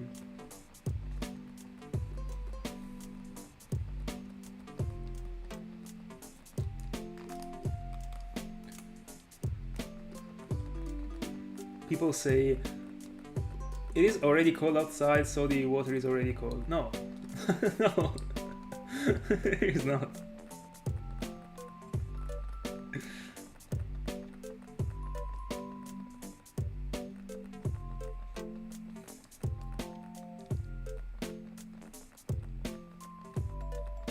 By the way, 112 hours.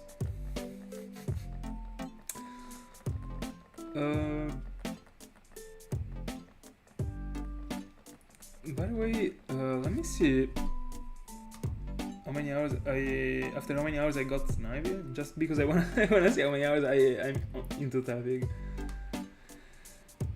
32 hours. Wild. No, Tiago, no. I'm banning you.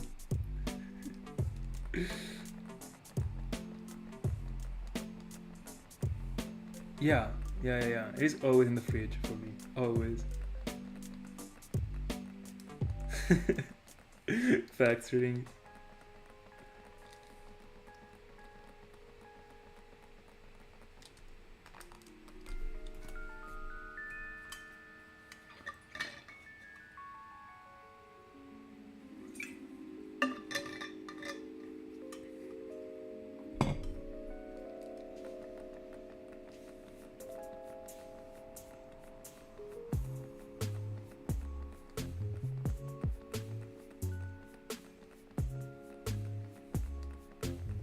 Oh, then I guess the I'm the problem.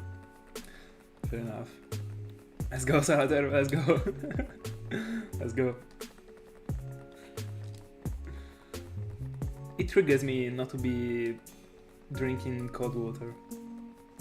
I prefer not to drink at all if it is not cold. But to me, I mean, not. I mean, if you have problems with, I mean, I don't know if that might work for anyone else, but I only actually drink cold water. But if I had problem drinking, so if I had to drink a lot and I didn't like to drink, thank God I actually do. I think that probably drinking the not hot water but the regular temperature water might be a solution, just because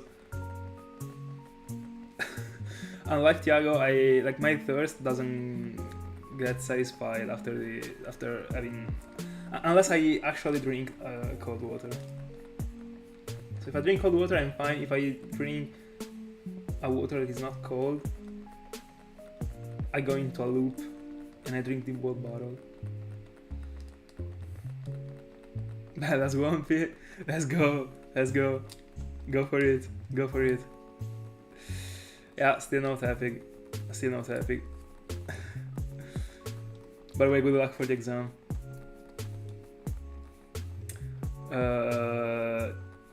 I would make sparkling water disappear. That's what I think about sparkling water.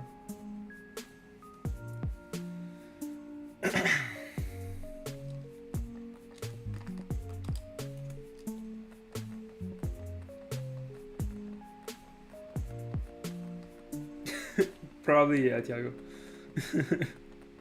Most likely.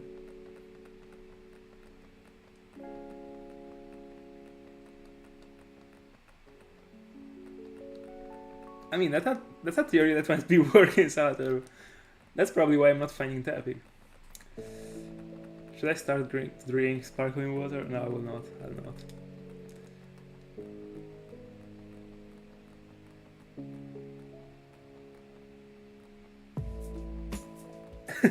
What did you say about the sparkling water? Let me know. Please tell me.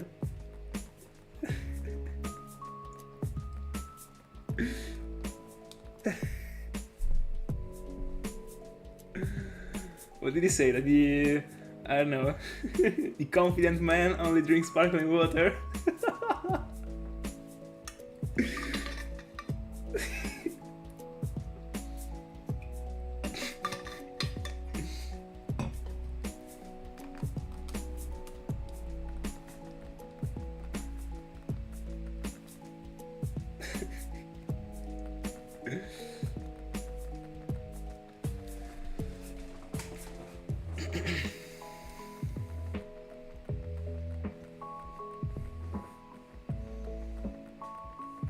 Oh, Brogan, let's go. I was missing the part in which it is more expensive. I mean, fair enough, you can only buy it. That's actually true. I don't know if it's actually more expensive compared to the actual water, I mean, the regular water. But yeah, you have to buy it, so that's actually true, I guess.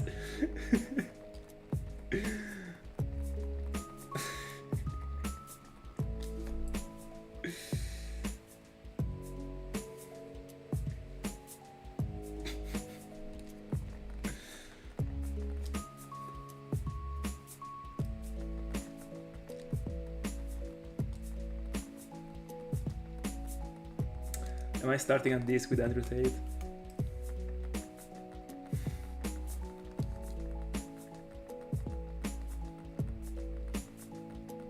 Bro, if a man is definable alpha, if he actually drinks sparkling water, worth it if he finds sparkling Pokemons. I mean, he's the GOAT, I would say. So I guess I defeated Andrew Tate.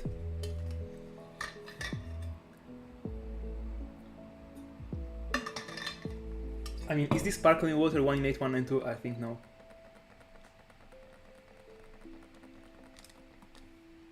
You can't buy shinies, you know?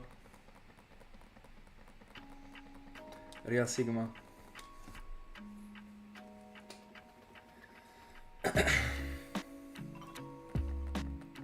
Or, I mean, I think you can actually.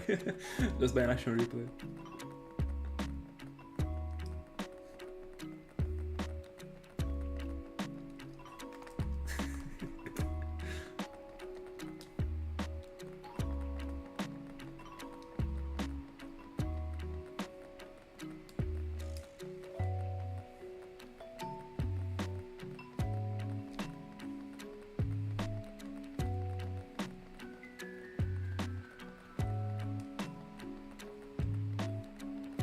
I don't know. I don't really get the point. Like, it's just not worth it to drink sparkling water unless you really like it. Because one of the things that I was thinking too is that, I mean, I don't know, if you are dieting and you are looking for losing weight, you might be drinking that one just to feel more, I mean, just not to feel empty. At least not that much. But it doesn't really make sense because you can actually fulfill that empty space or spot that you are fulfilling with the sparkles with actual water. Is gonna make you feel better. I mean, the more you drink until a limit, the more you drink, the better it is actually. So it doesn't even make sense actually.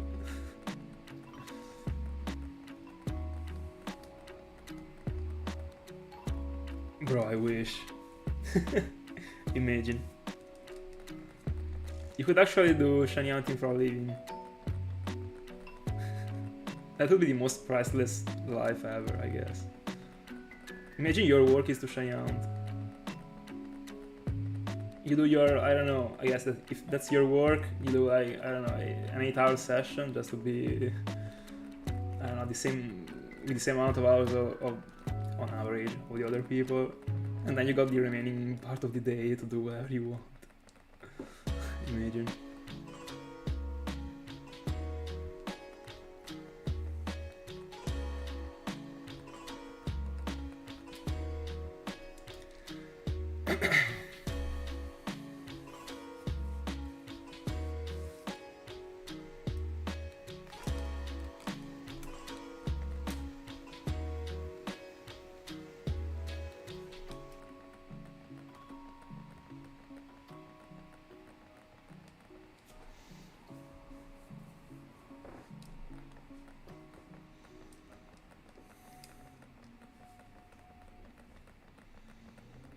By the way, guys, what about the seawater?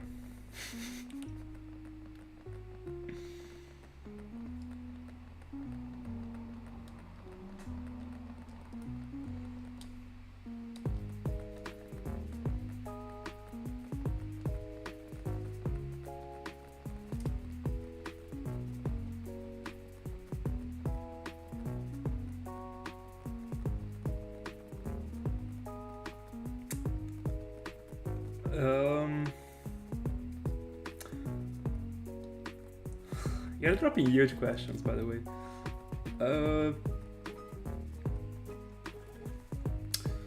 I would say that a couple years ago I would have said no. But as long as I got the video, I mean, in the end they're gonna be in a freaking box. So I would probably say yeah. I mean, imagine shiny hunting for a living, bro. I was singing right now.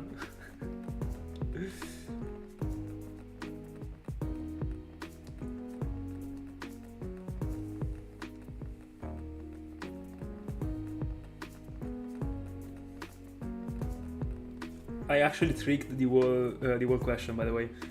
You just have to hunt for something easy that you, I mean, not that you don't care about, but that you, like not something huge as a roamer or as a giratina or something strange. And yeah, in those 8 hours that are part of the contract, you actually hunt for those things. You only go with the shiny machines so that you get paid for the shinies that you find from the society, from the company. And then in the free time you can go. I mean, I guess that you would be burned out about shiny hunting, but I don't know. You might be spending an hour after the work just to hunt for the thing that you like, and you're gonna keep it for you. That would be the plan.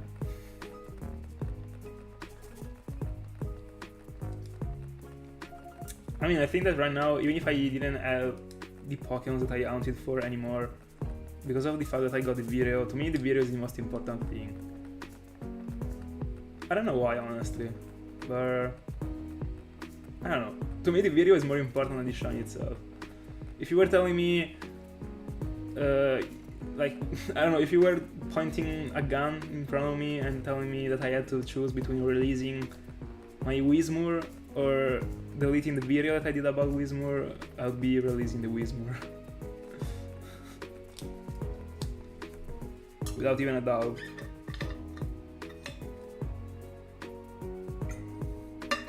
And that's the same for every single other Pokemon that I found and that I got in a video.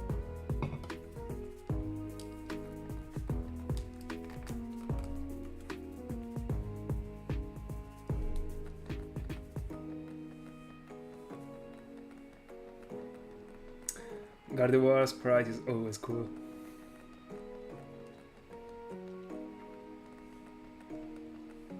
Oh, by the way, talking about SpongeBob,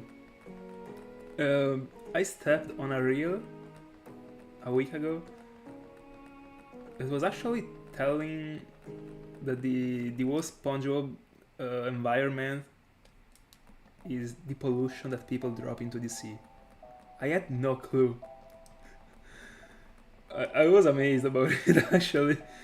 With all the, I mean, it was not only talking about, I mean, it was not only saying the fact about the pollution, but it was actually explaining every single, I don't know, every single building that you can see, with the explanation of what that thing is IRL. I was blown away. It was good. I had no idea, honestly.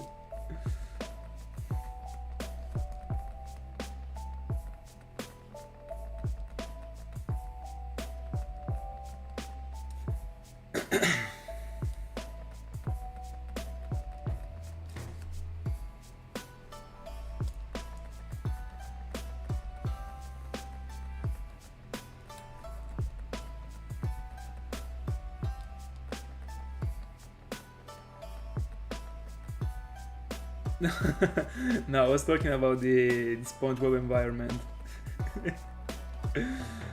Just because Ring mentioned SpongeBob, so that's why it came out to my mind.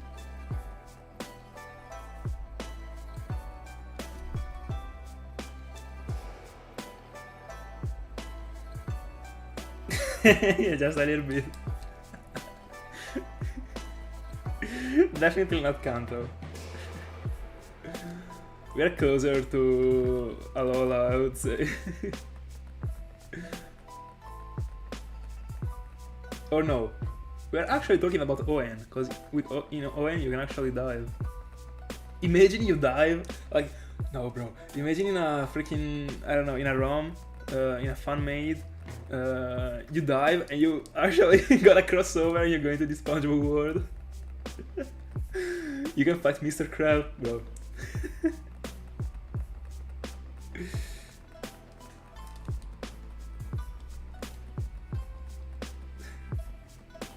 And people ask me why I do not go partying. Bro, I can actually be on stream talking about a crossover between Pokemon and SpongeBob. Bro, priceless.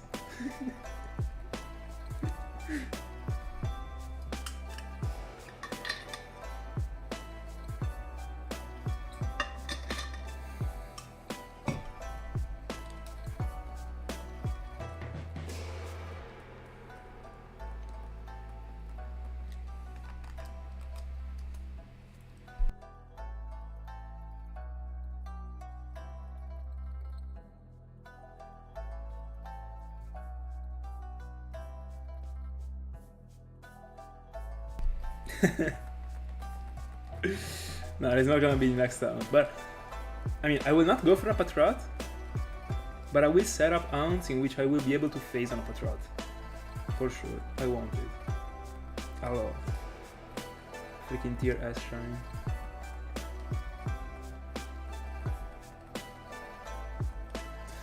Yeah, it really sucks. There are so many Pokemons, you don't even have an idea. Like, there are so many Pokemons that once you transfer them over from Argon and Soul Silver to Diamond and Pearl, I have no idea about Platinum. I don't know if in Platinum they are actually better than Diamond and Pearl. But bro, I transferred over my shiny Farfetch'd to Pearl. It is one of the most awful things I've ever seen. In Argon and Soul Silver I was loving it.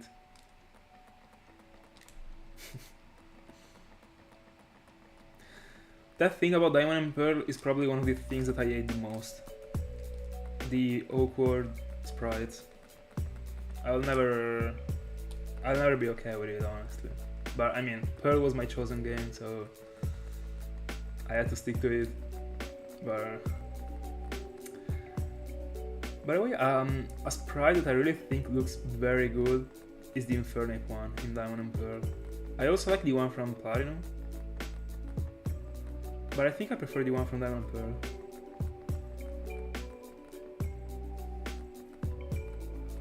Yeah, you can literally tell. If you scroll down the box with all the Pokemon that you got, I don't know, like the shape and the sprite of the Pokemon seems like Primeval, like, I don't know. It really reminds me of something old. I mean, in the end it is, but it is only, I don't know, 3 years older than Argon and Soul Silver, so that's pretty wild, but that was actually a good job done, going from Diamond and Pearl to Argon and Soul Silver, honestly.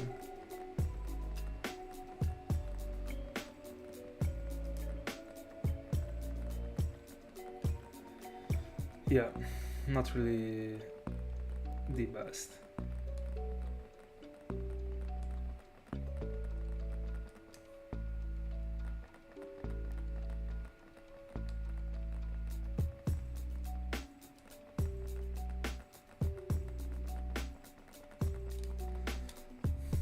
Hold on, let me double check it. I remember that I didn't like it.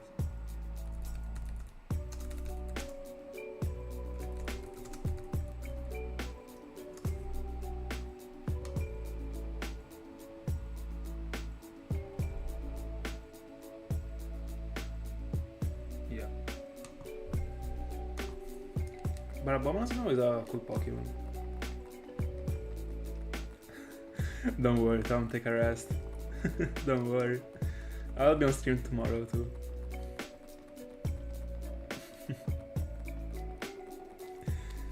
If you wanna go to bed.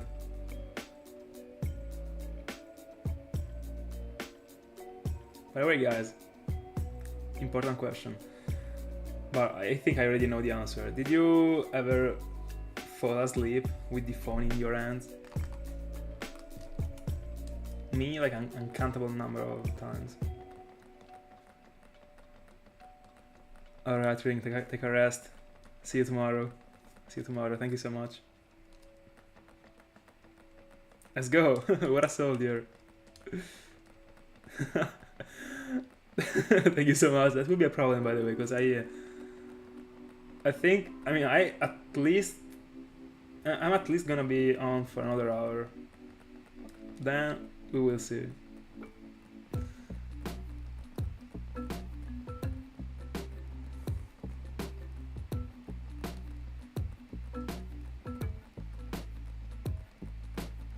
Let's go, Saturday. Are you gonna go on?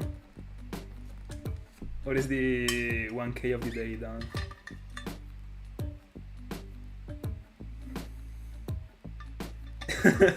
Let's go. By the way, that one was a thing that I used to do. But right now I'm actually I don't wanna say I'm used to it, but I'm prepared. So whenever I'm noticing that I'm gonna like die, I'm ready to. Because unironically, like not every time, but I like to collapse while watching something on YouTube. But it has to be something like specific, because it helps me to to fall asleep when it comes to. It's pretty funny, because it seems like one of those one of those classes when the teacher actually always got the same voice, so you actually slowly fall asleep. That's the same thing that I do with YouTube videos. I mean, it depends, but that's the type of YouTube videos that I would say I listen to. I wouldn't say that I even watch them because I usually got my eyes closed.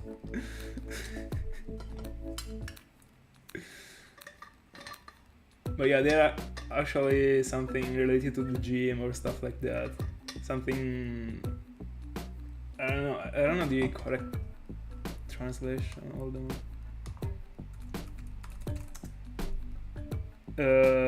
Oh yeah, something didactic, or yeah, almost like a class, unironically.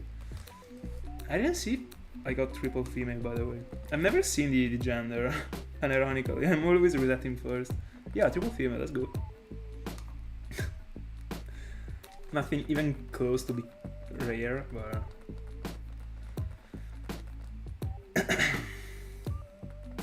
yeah, yeah.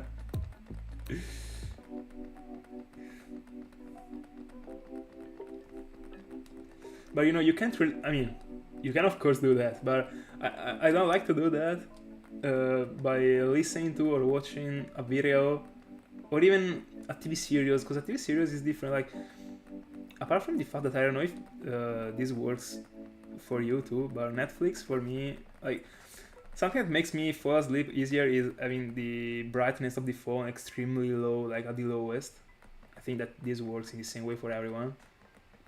But Netflix actually is brighter compared to the actual brightness of the phone. You can't really go that low. And that's actually one of the reasons why I never use it, because in the end I don't fall asleep. And also because I like to watch the series, and I mean, I don't want to fall asleep during the series. I can't, because I'm involved. I can't, and I don't want to.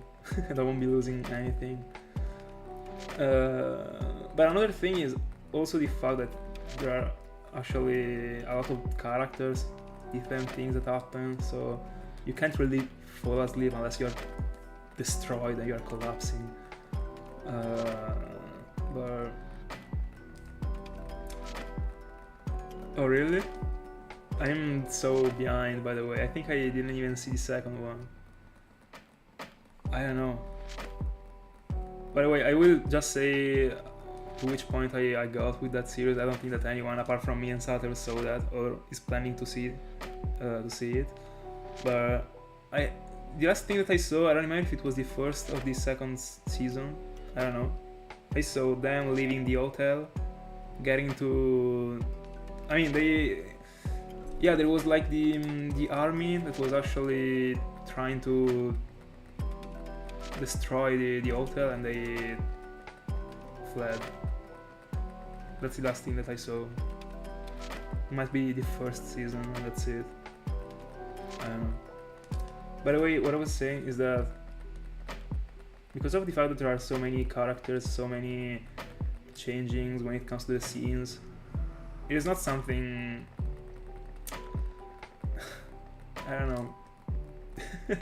But I think that you got my point, actually. It's something dynamic, I would say, when it comes to the TV series, or something to. It is not the same thing as falling asleep while someone is talking. And actually, it actually doesn't really. It seems pretty awkward to say that, but I mean, you got my point. By the way, guys, did you ever fall asleep in class? I never did that, honestly. I was extremely close to do that so many times. My sleep schedule was fucked up, like completely, when I was in high school. But in the end, I didn't. I didn't because I was too scared of the teacher telling me, like, I mean, not really of the teacher, but I didn't want to seem awkward, alright? I mean, you fall asleep in class, I don't know. But I wish I did it, honestly, because I had such a, like, my head was hurting so much during the whole day. That's because I was sleeping so bad. I was sleeping like 4 or 5 hours during the night, and then I was going back at home, and during the afternoon I was sleeping another 2 or 3 hours. I was another person back then.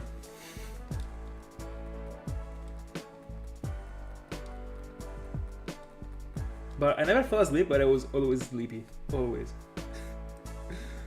The first 2 hours in particular, like, there was no way I was actually able to understand anything. I was literally sleeping with my freaking eyes open.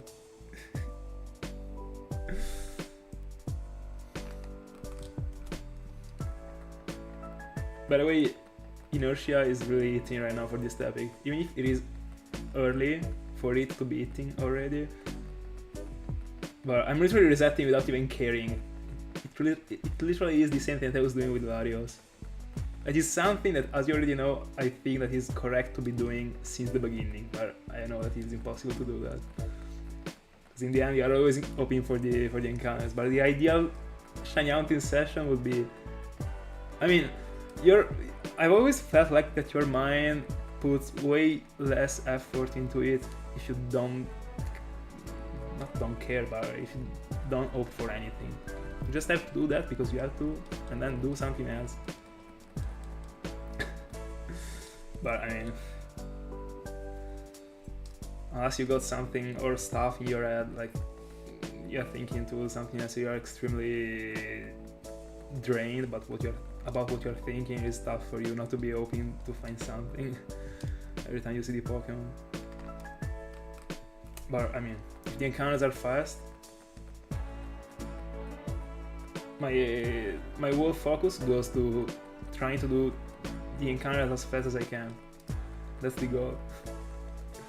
I don't even think about this shiny at all. But right now I'm literally only resetting without thinking.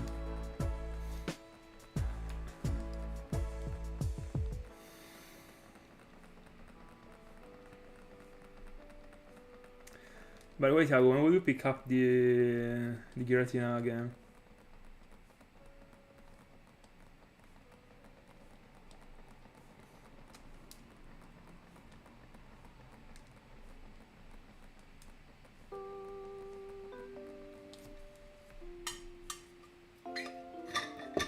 Alright.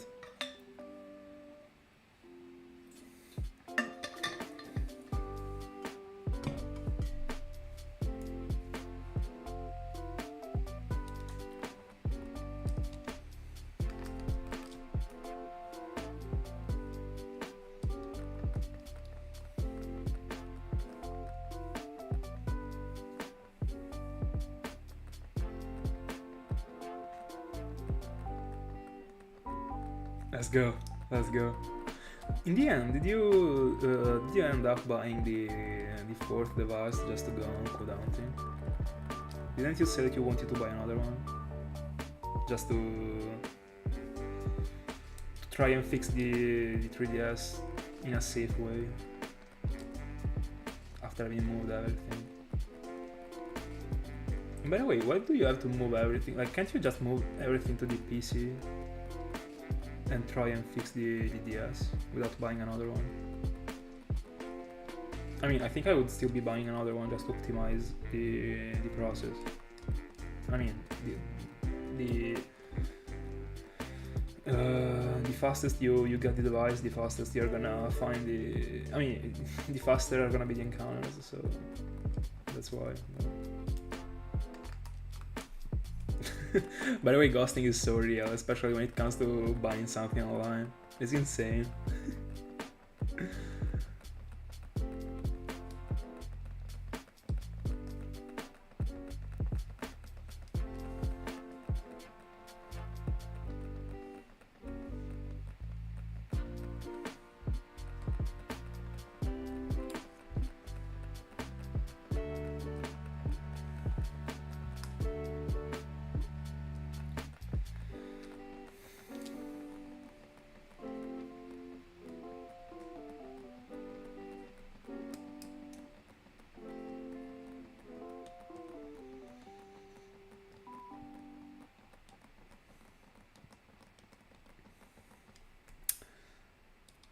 that's actually my ultimate hope.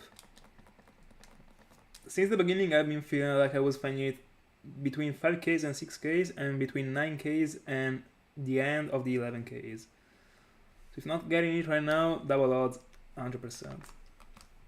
100%.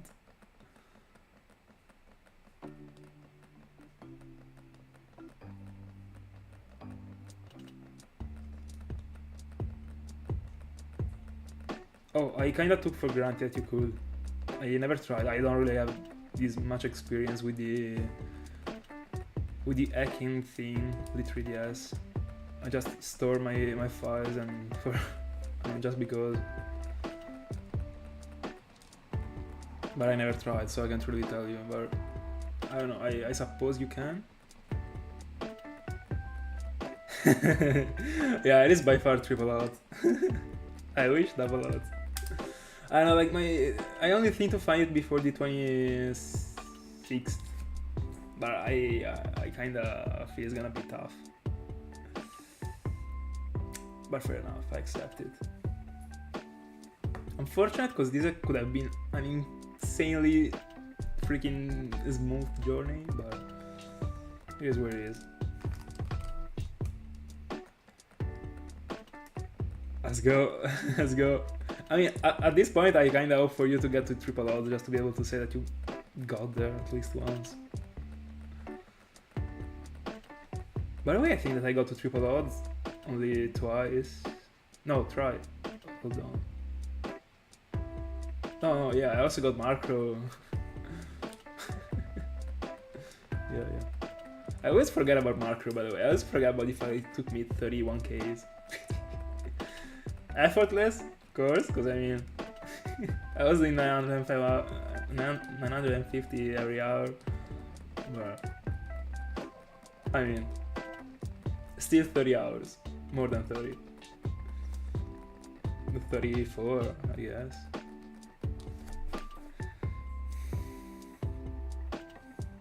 It sucks that I didn't get to triple odds with the Dialga, by the way. But I will have another shot. When I will hunt for the trio again.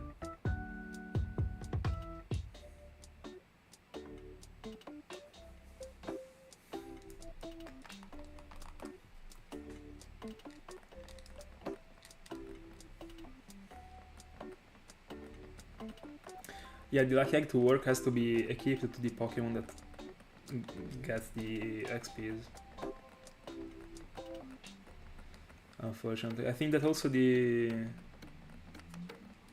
I think that in general every single item works only if it is equipped to the Pokemon. Even if you got another item that spreads the things to another one. Also like the items with the like for the EVs and all that stuff. And it makes sense in the end. Yeah. By the way, I still do not have any lucky egg in Gen 4. And by the way, I was playing through Black and White. I mean, slowly. But as far as I remember, I collected a lucky egg. But they actually give it to you without any effort. This is probably the beginning of the Pokemon games being easier. They drop you powerful items without any reason. But I think that the peak, I mean not the peak, but the start of the whole thing was with Pokemon X and Y. Like the XP share that goes to every single Pokemon of the party, like are you kidding me? I could actually not even play, like I didn't need to. The whole team was growing without you training it. Wild. And it is even more broken because back in the day, I mean, a week ago, I didn't know that the XP share actually shares also the EVs. That's even broken, more broken. I mean.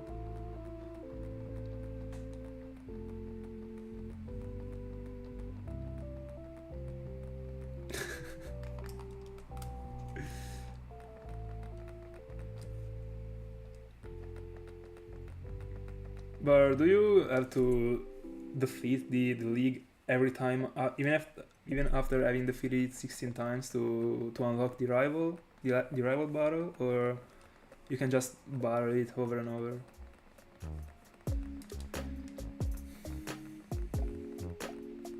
Like after the 16th win in the league, is it gonna be unlocked for forever?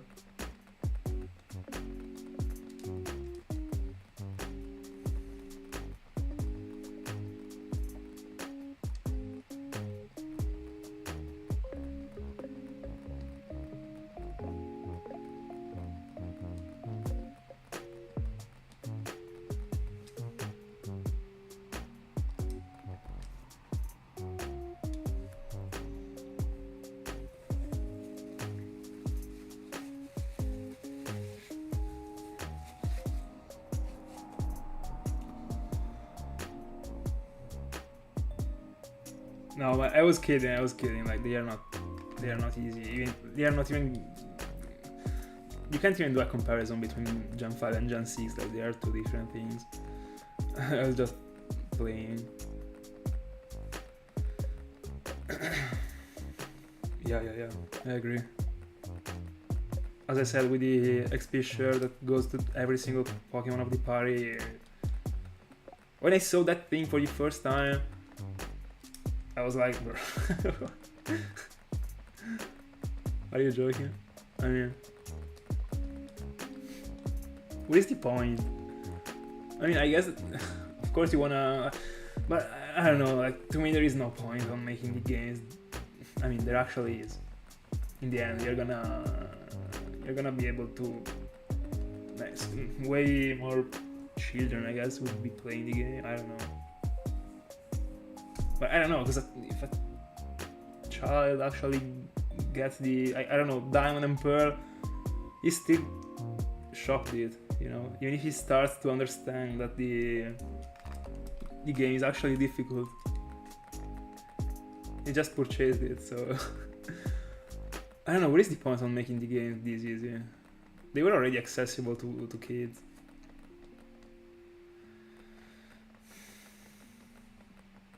No, yeah, I actually... Let me do the question again, because I didn't explain it properly. What I meant is, after you beat the league those many times, and you get to the peak of the rival, is the rival gonna be always available to battle you? Or do you always have to battle the rival, go to the league, battle the league, and then battle the rival again? And so on.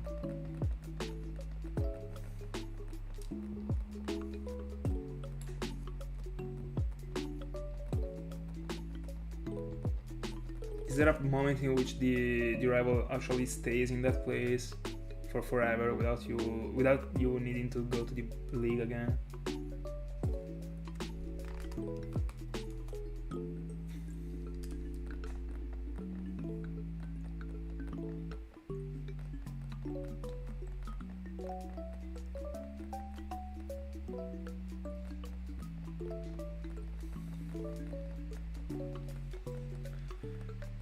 If any one of you by any chance know the reason why they started to drop, like they started to release easiest games, tell me, by the way, because I got some theories but they aren't that solid.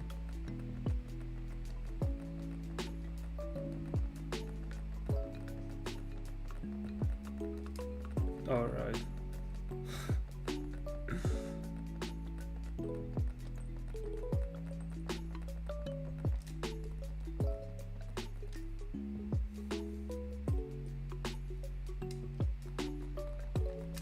So once per day, fair enough. I thought you had to rebattle the league.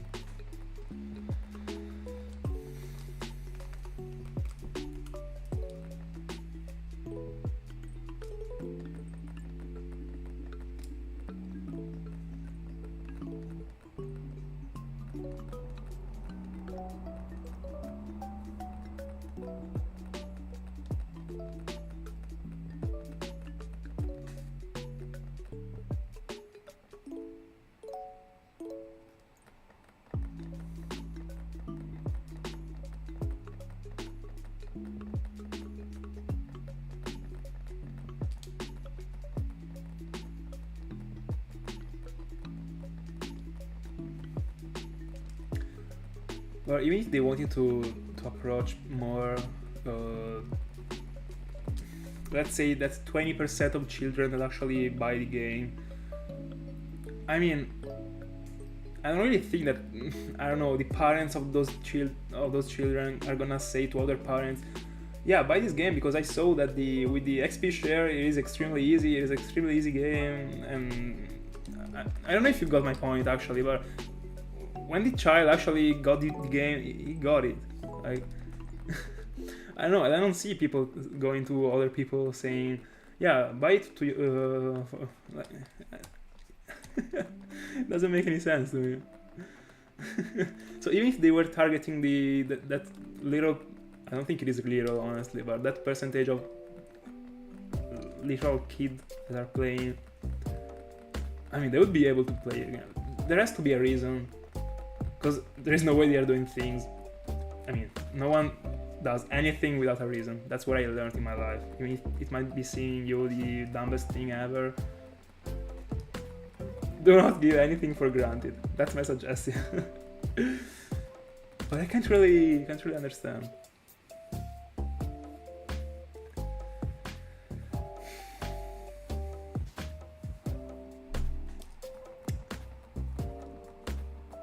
And in the end, like, it was extremely impactful to, I mean, right now I'm talking about the XP share thing, but there are also other features, I guess, that make the games being easier.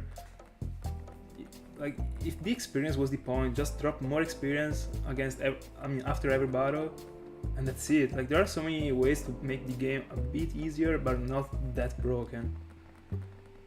I don't know. Just increase the XPs that you get from every battle by, I don't know, 10%, and then your Pokemons are already gonna be leveled up, but it's not gonna be that obvious. And 10% would be a lot, actually.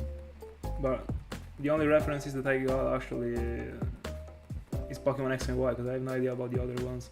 So I don't know the other broken features when it comes to the playthrough. I don't even count the Terra thing as a broken feature in this. I mean, it is not the same thing. It doesn't really change that much in the playthrough, I guess. You got so many other interactions, but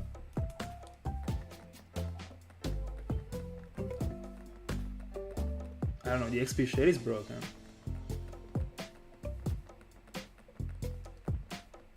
Imagine spreading the EVs to every single Pokemon. Also I mean, I guess that this feature wasn't really abused back in the day, but the super training with the EVs. You could literally catch a Pokemon, do the super training, like, I don't know the name, but I think you got my point, the one in X and Y.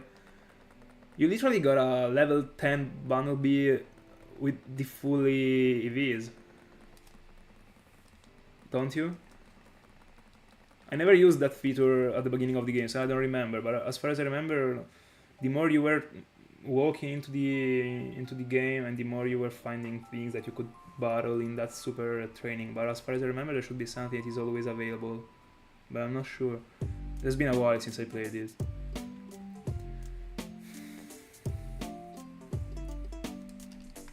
Yeah, I mean, we were not even talking about the shiny thing, but I don't know, to me it is disgusting. Like, they destroyed the wall mechanic.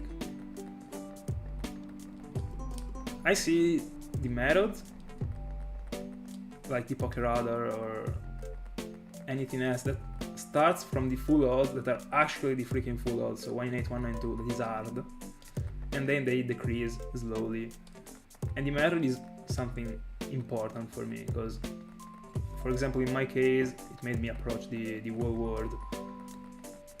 But starting with the shinies that are already, I don't even want to complain about 1 in 4,000, because it is still doable considering whatever they created right now, that you can find the shinies with the shiny charm after the odds that are already hard.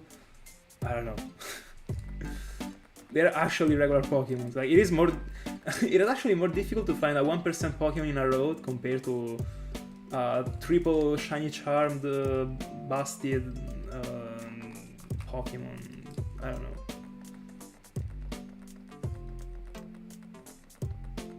I mean, I'm of course joking. He's not. He's still hardest to find a shiny, but we are close actually.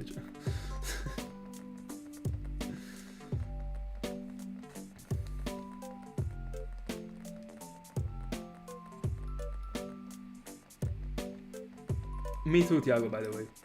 Unironically. I remember it was a friend of mine when I started to shine out and like during the quarantine. I was always sending him the shinies that I was finding, even if he couldn't care less actually. But it was during the quarantine. All of us were playing games. I was playing Pokemon. He was playing things on the phone. I was always sending him the shinies. A day he actually picked up his old DS again. With the airfall that he got, and he started to randomly play something on Diamond, but he got the play in Japanese, so every single time he had to go on, he was telling me, bro, what the fuck do I have to do? And I was like, yeah, you got to go there, then you gotta go there. It was pretty strange, but it was funny, honestly, because it remembered me of me playing when I was a child. I don't even remember if my game was in English or in Italian, honestly. Probably was in Italian. I don't know. But as you already know, like I told you the whole story, I couldn't actually exit the room. The first room. I mean, not the first room, but the house. Because there were actually stairs, you can see them, but the freaking carpet, like, bro, come on. I'm not getting it, I gotta go through it to go outside. I spent so many minutes messing around in that freaking house, you can't even understand. I don't even know my approach about the save file thing. I don't even know like, how long it took to me to understand I have to save. I was like 7 years old, by the way. I think. Stuff like that, probably younger. I was playing with my sister's DS.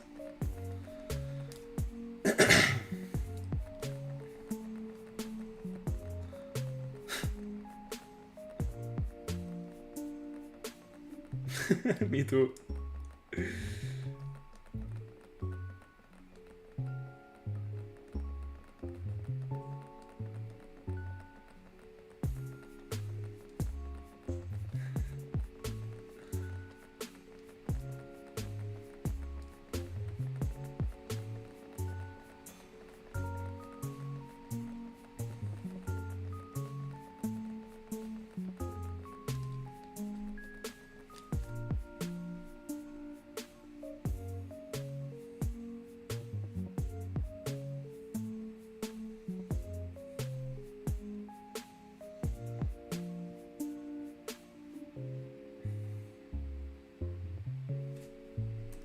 By the way, talking about shiny hunting, I think that they made it easier to find the shinies, not to make people quit but it still doesn't make sense. Like, I mean, I think that, no, definitely not all the people agree on this thing, because if there are people that actually hunt with one in 1,300, it's not the same. But I mean, what I was saying is that I think that everyone actually prefers finding a thing that is rarer compared to something that is not that rare, but it's actually not true. But what I think is that it is, I don't know, I feel like it is easier to get bored of finding shinies compared to not finding shinies. I don't know if you can relate to this, but I don't know. I don't know. I kind of see someone quitting shiny hunting because he got bored of finding the shinies without that much effort, even if it still requires effort, etc. But I don't know. Like in the end, people are just gonna quit somehow. So I don't know.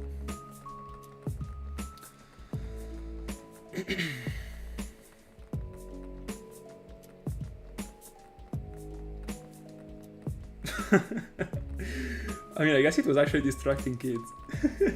I mean, imagine not getting addicted. when it comes to playing Pokemon as a child, bro. Like, give something, like give anything into the hands of a kid, and like if it is big enough as a world, it's gonna be like I don't know, blown away, I guess. I mean,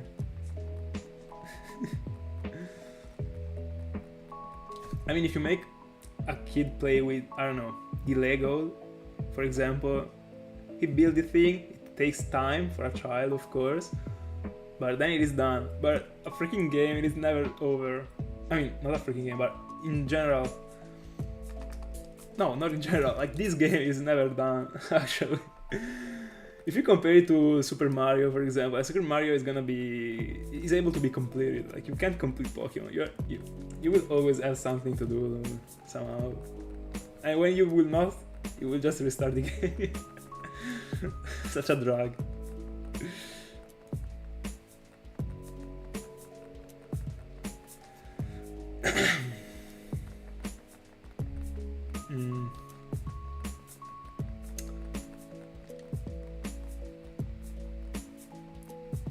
Oh, you know what? They might have done so because of the people that were bringing the games on the... No, but I don't know.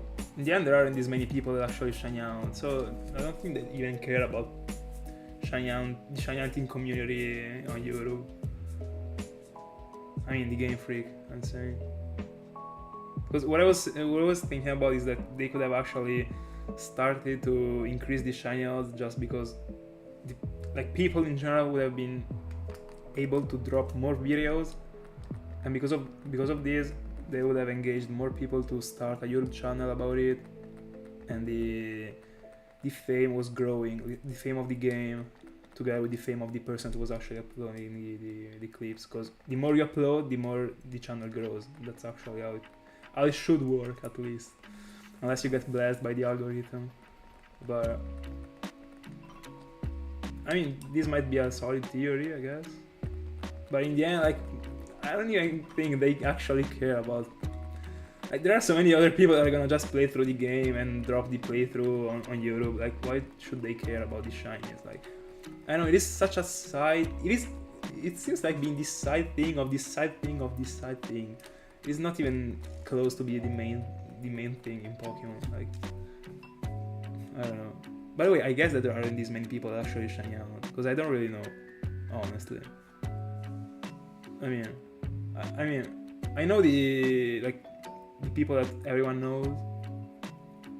So the Supreme Arcanine, Sonics, the Shiny Collector. But I don't know if there are other people that only dedicated to the new games and that drop, I don't know, 1,000 videos per day. I always thought that these three that I mean, also like Absol, Sabian, like all these ones were the only ones that are actually... I mean, not the only ones, but were the biggest ones. I don't know if there is actually someone bigger than them. Because in the end, they are pretty much related to the Gen... I would say Gen 7, like before Gen 7. I remember that I saw some videos about the starters in Sun and Moon. So I would say before Gen 7. I don't know if they actually aren't in newest generation right now. But I guess there is someone that actually dedicated the channel to only the newest games. I don't know.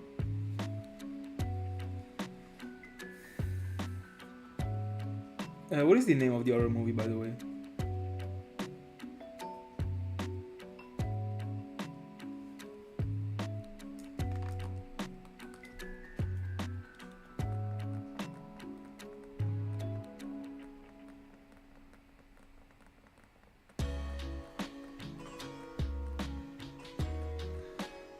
One in 4,000.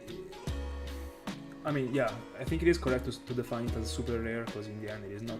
Like, the fact that there is something rarer doesn't make it be not rare, but I don't know, like, I might agree with you and be okay with 1 in 4,000, but then that's it.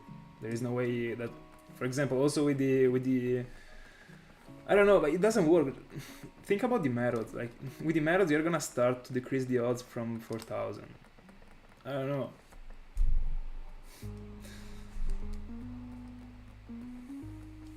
I don't know.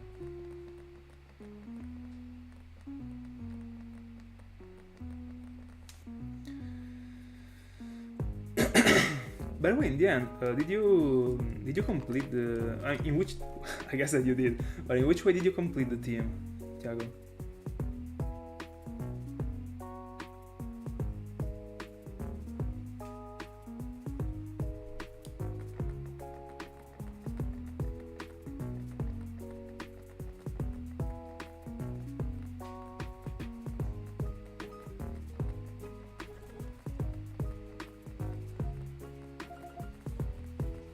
Oh,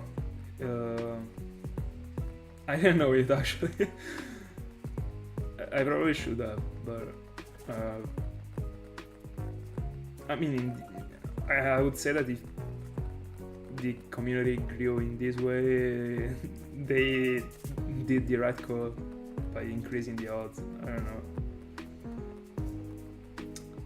I didn't know that the shiny community was something this important in the Pokemon community in general.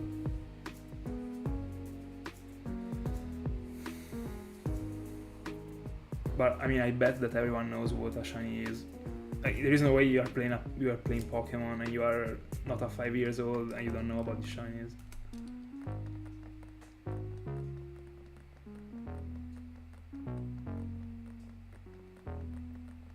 I had no idea, by the way. I had no idea that the shiny community was a pillar.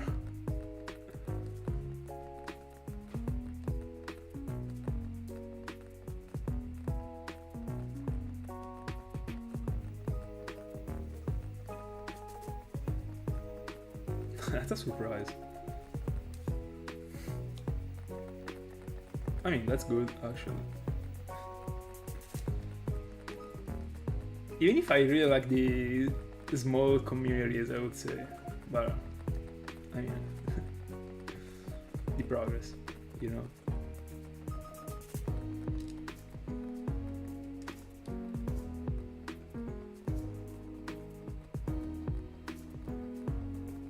So just channels that were actually dedicated to Pokemon and sometimes were shiny hunting.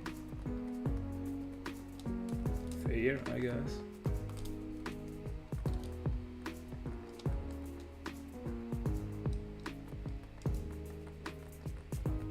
And like, what about the visuals that we're doing? Like, were the visuals like something close to the usual visuals that we're doing? Or there was a drop? Because if there were still so many people watch, like if the visuals are actually the same, there are so many potential fellows shiny hunters that actually just don't know about smaller channels. I mean, I guess that the people that you are talking about right now got bigger channels compared to the biggest channels that are only dedicated to shiny hunting. I mean, in the end, shiny hunting should be a niche, but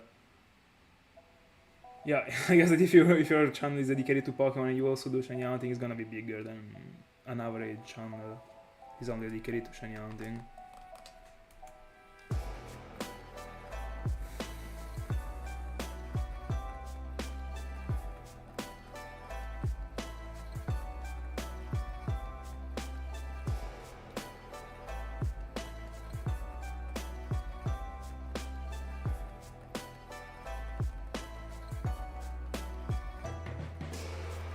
Let's go, you're free.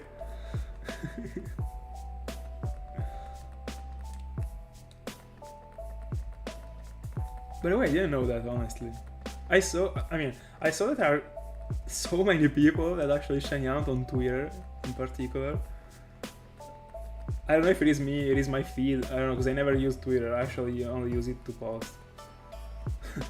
So that's probably why I only see these many people. And that's probably why I don't see these many people also on YouTube. But oh, so you are free and half. No, half free, I would say.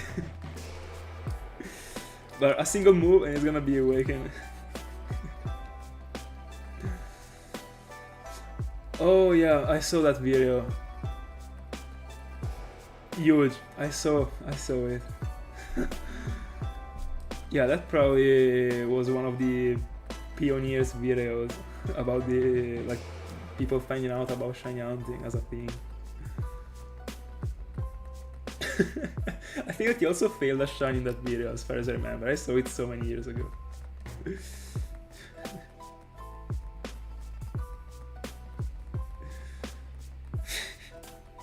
I mean, happens.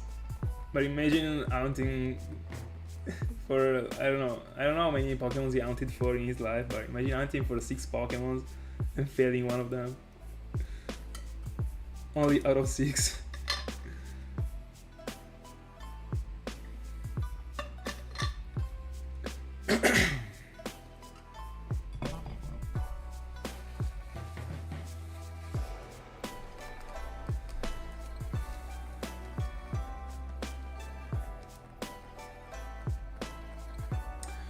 By the way, it happened to me to see on my own during the past years that so many other people did the same thing as he did with that challenge. Probably trying to get the same success that he got, I guess. So that was for sure something that pushed the theme. Insane. I kinda forgot about that video, honestly. It is incredible how many views that video got. It was also a very long video.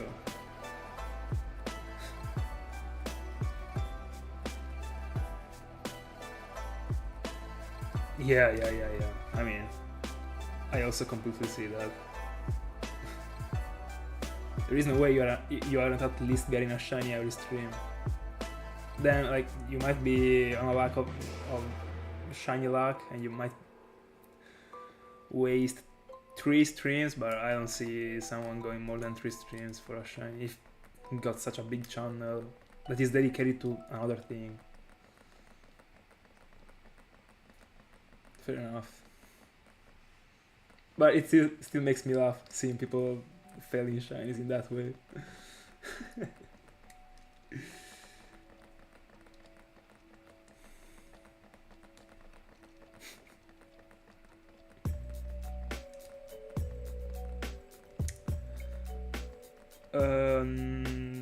No. I saw one video from my friend Crab, and that's it. That's the only video that I saw.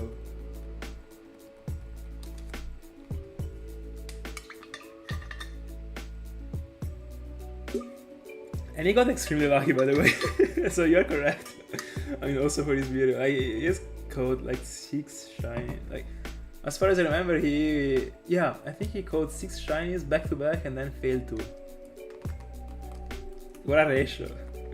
I mean, and I think he collected 3 execute. I was like inside. I was like, bro, why can't I get 1? Fair enough. In Italy, we would say it is not always Sunday. I don't know if it is something said also for rain. Thank you so much. I don't know how it came up to my mind, honestly. I have no idea, but I wanted to make something funny about it. And the idea, like, I was editing, of course, the Ryan fail before the execute one, and I had the idea of the clown thing. I was trying to make it work, but I didn't know how. I tried a couple different things. Then I literally thought about the fact that I could actually spam 7 different clowns on the freaking execute faces. I was like, I was in the nirvana, and ironically, I was like, that was like, I don't know, I also added the sound that was pretty funny. Yeah, it was so cool. I had a blast during the editing, unironically. Probably one of my favorite edited videos that I did so far. I'm really proud of the latest editings, by the way.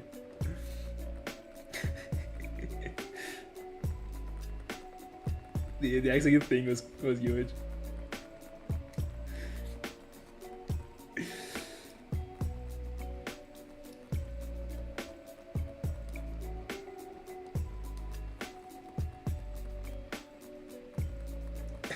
Yeah, that's what I was talking about.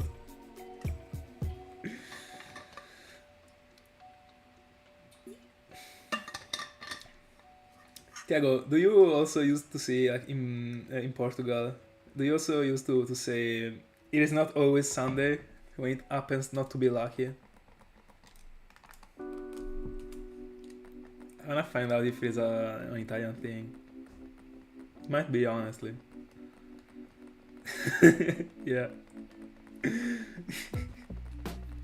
Because the first thing that I thought to was to add the sound. Then I was like, it is missing something. Like, I can't only add the sound. It doesn't work. Like, it has to be supported by something else that is actually visible. And I remember about the fact that I could actually, I mean, the clown thing is based, but it took me a while to figure out that I wanted to drop the clown face on the actual face of the Pokemon. Alright.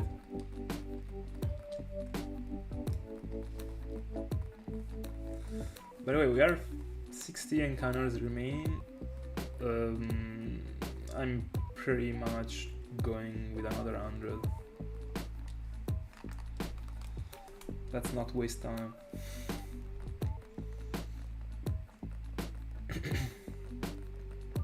I gotta catch up on all the encounters that I won't be able to do between the 27th and the 3rd of August.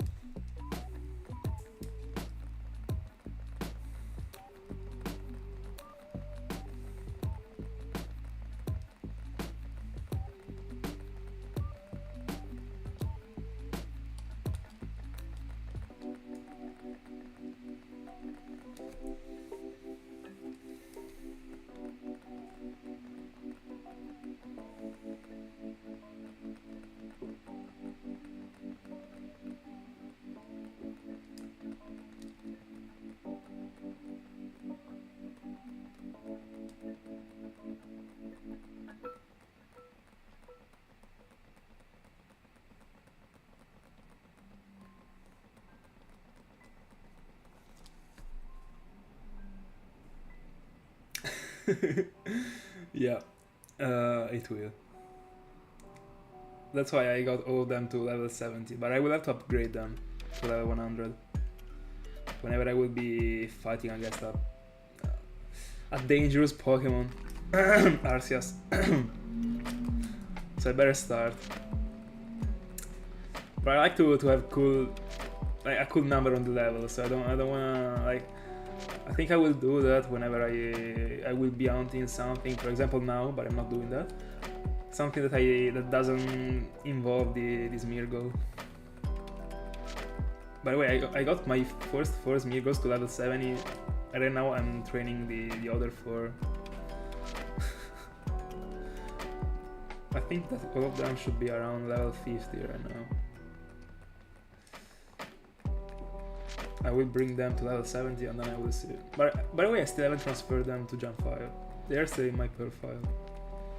I mean, not in Pearl, because I was leveling them up in another game to farm the XP is way easier.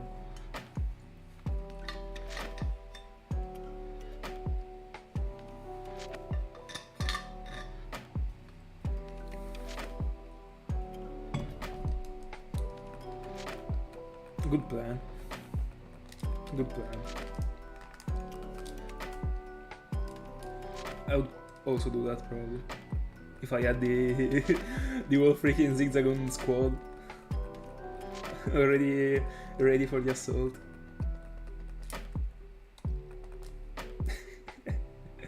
I don't know why, but thinking about a team of shiny Zigzagoons that actually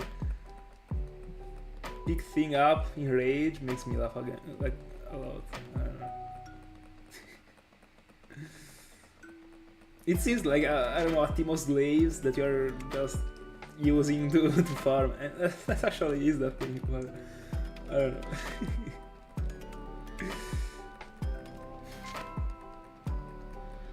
It seems like you are the king of these slaves.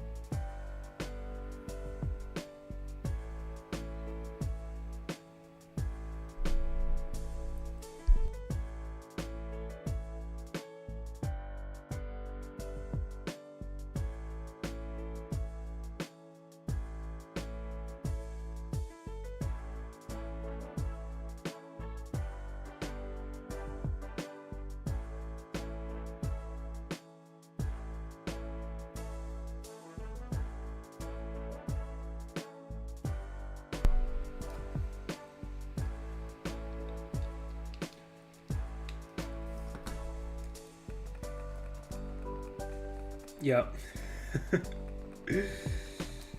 broken. The pocket software in general is a very interesting feature, I would say. It is pretty cool. It is very cool.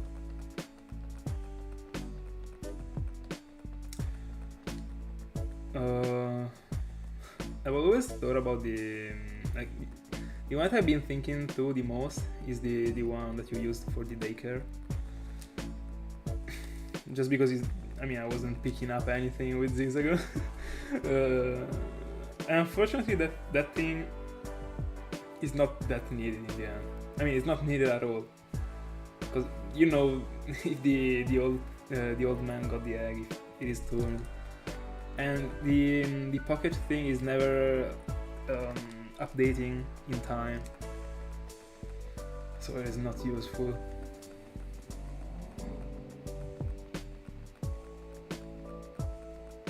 The bottom screen menu is pretty cool, I would say.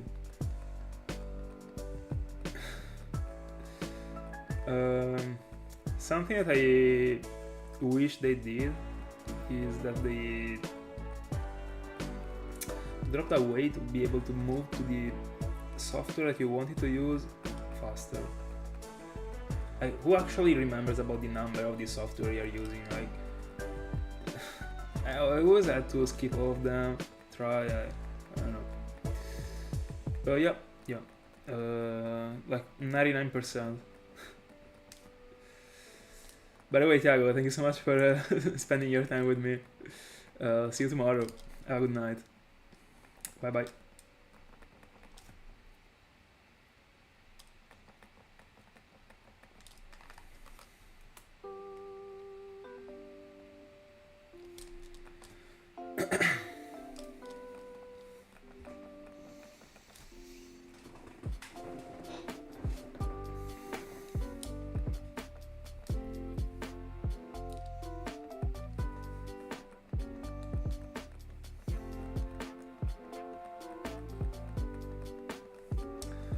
Tiago, how's it going with the encounters? Tiago, Salazar, sorry. I don't know why I said Tiago.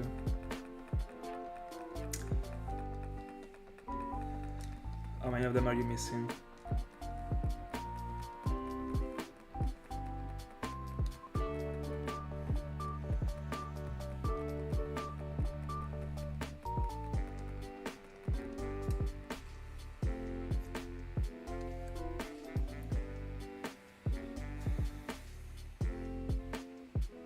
Alright, 40 minutes to go.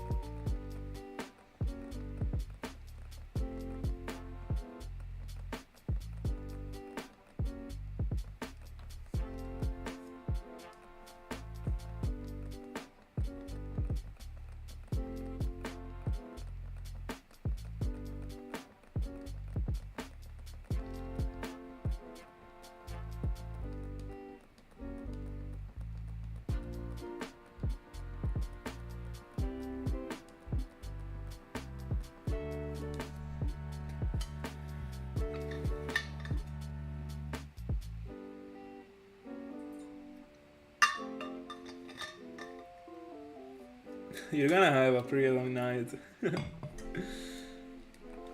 I mean, try. If you can't, you will do that tomorrow, I guess. Nothing happens. I mean, in the end, I think that you would actually be able to go on unless, if only the Articuno was something easy to spot, you could actually, I mean for you, you could actually go on hunting for it during the randomizer. That's what I would do. But I mean, if you gotta pay attention to the stars. By the way, in the end, did you turn off the battle animations? Or not? Did you find it useful if you tried? Because to me, like, if you need to see sparkles to be sure, apart from the waiting for the text, it should be way quicker. I mean, it should be, it is. I don't know if you tried.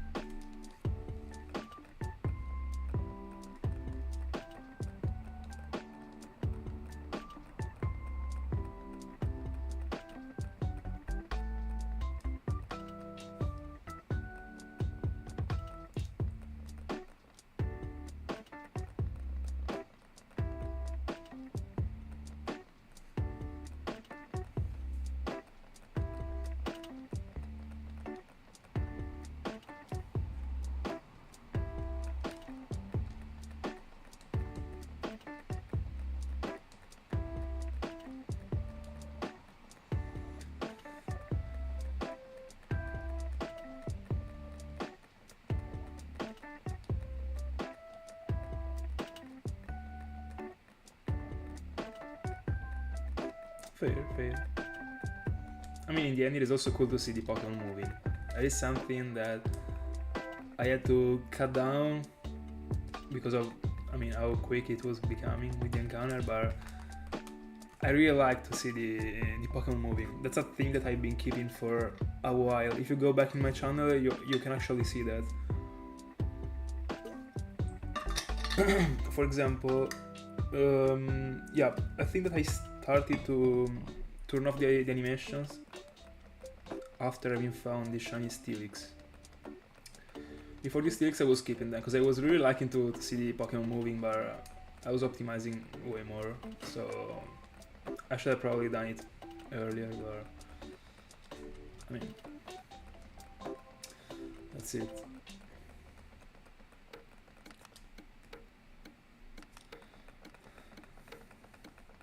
especially when there are rounds in which the animation is long.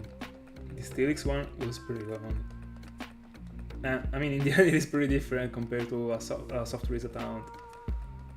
I mean, you gotta wait the animation to run away, so... I don't get why some Pokemon got these long animations. Yeah. Mawile, yeah. Sableye, I really like it. Let me double check Mawile just to be sure. It isn't a Pokemon that you see that often. Yeah. I like it. I've always been in love with Mawile. I mean, I experienced the Gen 6 before the Gen 3. So I was in love with the Mega Mawile. That's the moment in which I started to love that Pokemon. Even if the Pokemon itself without the Mega was bad, I would have liked it anyway. Because the Mega caught me, unironically. It looks so good. But yeah, talking about the shiny, yeah, I prefer Sableye as a shiny. But I like both of them. Sableye in particular. I really like the Pokemon itself in general. And also the Mega. The only thing that I don't know if I like it is the Ruby that the Mega Sableye got, like the color of the Ruby. I don't know if that one is the best one I could have gone for.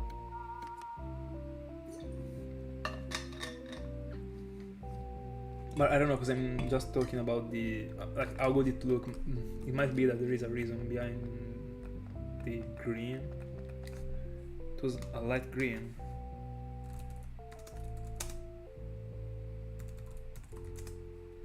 Yeah. Oh, but also the eyes. Oh no, it is fair. I forgot that the eyes were green. The eyes of the shiny form. I mean, I guess that also the eyes of the regular shiny form are green. Oh no, they are not green, they are yellow. Oh, green is the... Oh no, okay.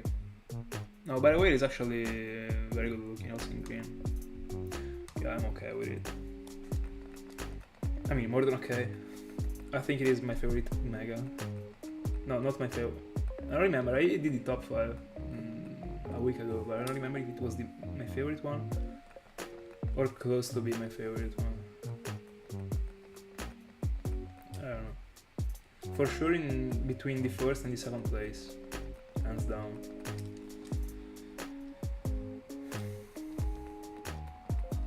I'm starting to feel a bit tired, but I will still collect these 100 encounters more. Why not?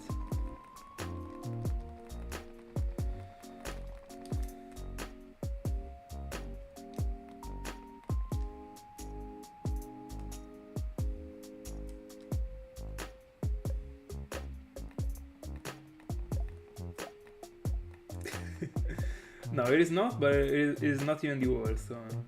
As far as... hold on. I didn't play with this Pokemon, so I don't really...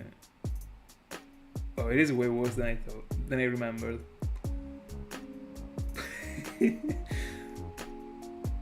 Yeah, it is probably classified as one of the worst ones. Oh my goodness. Bro, how would they... how could they give light to that thing? I don't know. Let me do a flop 5 of all the Megas. Let me see. Give me a picture with all of them. This one. Let me see. Oh, there is also the shiny form already. Let's see. No, flop 5 is too much. Flop 3. I also did a top 3, I think. So let's do a flop 3. Oh, do you know 100%? By the way, I don't know what you think about it. Me, Sartre, I was gonna say the same thing, unironically. They don't look good at all. I'm not even referring to the same color thing. They don't look good. Even in blue, I mean, even if they were colored like in red and blue. I don't know. Awful. But I will count them as a singular Pokemon, so it will be easier to do a flop 3. Hold on. There's also Mega Diancie. I didn't know it existed. Let me see. What is this? Let me see the Tepigs, by the way. Alright. I can't zoom on the picture. Let me Google Mega Diancie.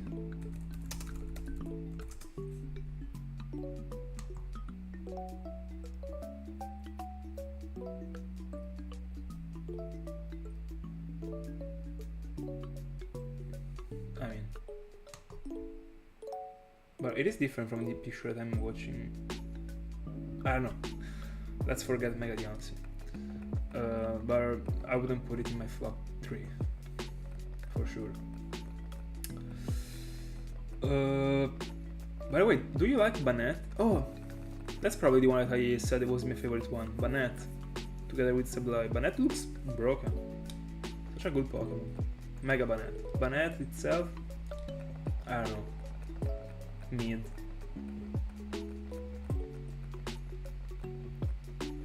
I always thought about Banette as being an extremely rare Pokemon just because I was only able to find it in the post-game in Pearl. Anyway.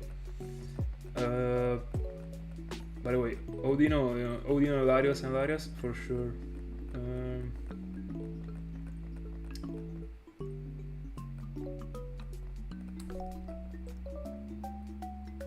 I agree, honestly. Now that I think about it, I agree. It could have definitely been an evolution. Why not? I completely see it being an evolution introduced in Pokemon X and Y. Completely. It seems a fairy or something strange, like in the same generation as the fairies. I like it actually. By the way, there are other megas that I don't really like. For example, Aggron. Bro, it is a ball. I don't know. Aggron was already too fat when it was in the regular form, but it was still very good. But this is enough. I don't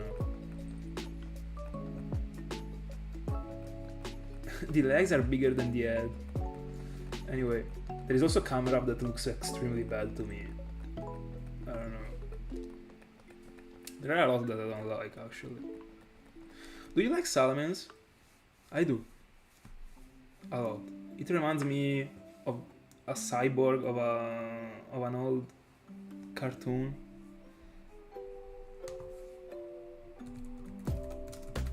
I don't know the English name. But I think you probably got what I'm talking about. Mazinger, yeah, this is the English name. It reminds me a lot of it. That's why I like it. I mean, not only that's not only the only reason why. It looks great to me. I see so many people hating a lot on it when it got released. Anyway, by the way, this shiny Mega Mewile looks gorgeous, way better than the regular, way better than the shiny Mewile. By the way, yeah, probably the flop. Let's do a flop 5. I would say, I don't know the order. I think that Larios and Larias look worse than Odino. First place, Larios and Larios. They are ruined.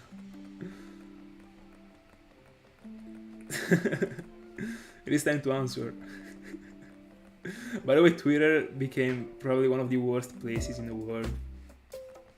As far as I saw in the 2 minutes I scrolled in the past days. Aika.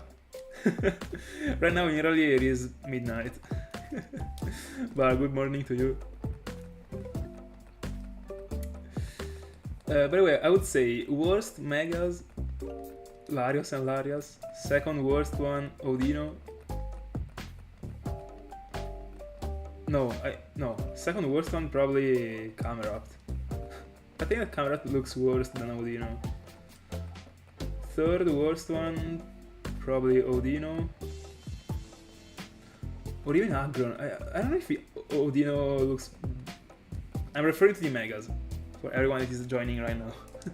Not to the Pokemon itself. I don't know if Mega Audino looks better than Mega Agron, honestly. I really dislike Agron. Mega Agron. I love Agron. I like Mega Swampert, I'm okay with it. I like the Mass Monster Swampert. Oh, there's also Heracross. I don't like Heracross. I completely forgot about it. I don't like Heracross. Mega Heracross. I mean...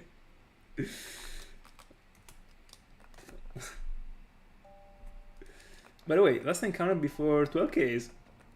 We're getting to double odds. Let's go. No, I kinda like Mega Swampert. I think it is the worst looking one between all the Gen 3 ones. But there is nothing that is better than not Shiny, but then I mean also Shiny, than Mega Blaziken. Mega Blaziken, my crush, unironically. Hi LSD. Good morning. How are you doing? Bro, I dislike Mega Heracross for the same reason why I dislike Mega Agron. I don't like those bulky... I mean, it depends on the Pokemon, as always, but overall, I would say that I don't really like those bulky Pokemons that much. I prefer the... I don't know, the smooth killers. Super thin, with a single attack, they are done. I love Ampharos. I like it. I do. Me too. I'm a fan. 12,000. Let's go. So I will get to 100 and then I will think about it. By the way, let me go on judging some Megas. I love the Megas. I love the mechanic. I love everything about it. I don't like Blood. Hold on. I think that Mega Blastoise looks better than Blastoise. 100%. But I've never really been a fan of Blastoise. But that one might be a bulky Pokemon that I'm okay with. I agree. It is not too good, but it is not even bad. It is a mid Mega. Honestly, I wish they did more for Aerodactyl. But at the same time, I'm not really able to say what I would have had instead of the rocks. Completely random. I mean, of course, completely random thrown on the Pokemon.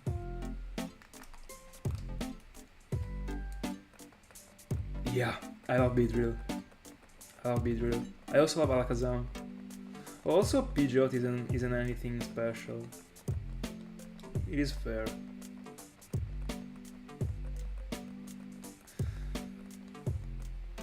I wish that they did more for Gyarados, but the more I look at it, the more I start to like it. I don't know.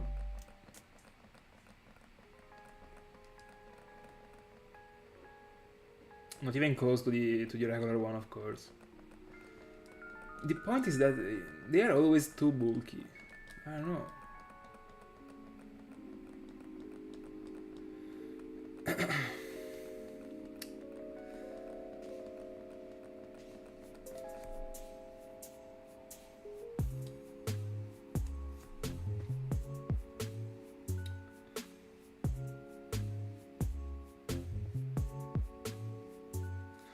Hold on, let me properly check Mega Gallade.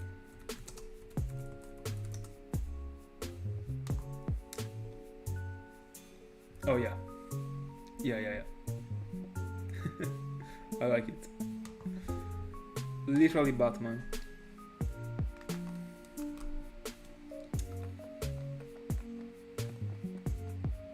No, I wouldn't say top 3 worst. Hold on. I don't really see how that thing is supposed to be battling, I really can't understand. But I like it actually. I like how it looks. Then the fact that it might not work, I have no idea how that thing might work. But I've always liked Slowbro as a Pokemon. And I like the thing that it is in the in the shell. I don't know, it's kinda strange. Yeah, I agree with LSD, honestly. Yeah, Lucario. I can't really judge it because I fell in love with it. It was the first mega that I saw. But so I will always be a fan. I'll always be saying that that one is broken. Probably overrating it, but it is broken. Can't really see anything. Bro, let me double check Mega Altaria.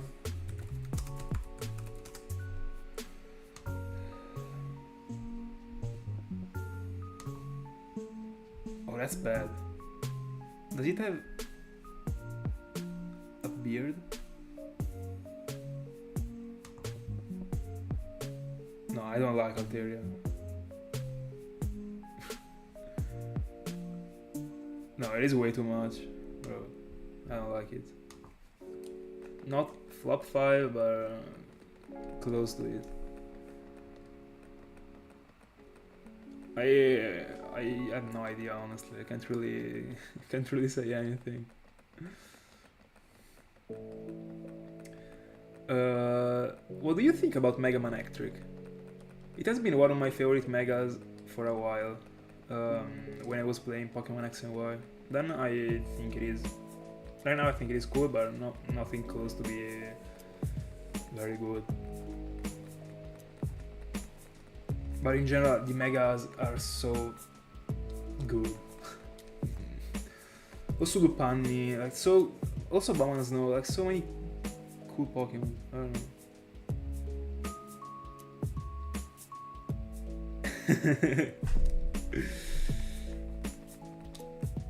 It goes always in that way. Just people trying to fool you. Take advantage on you. That's nowadays word.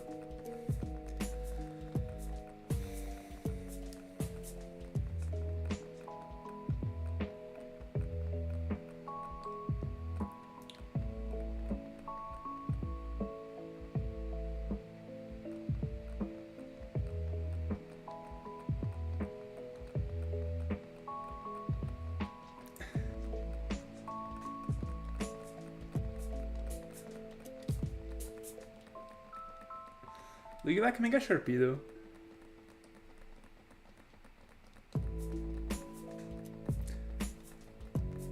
I do.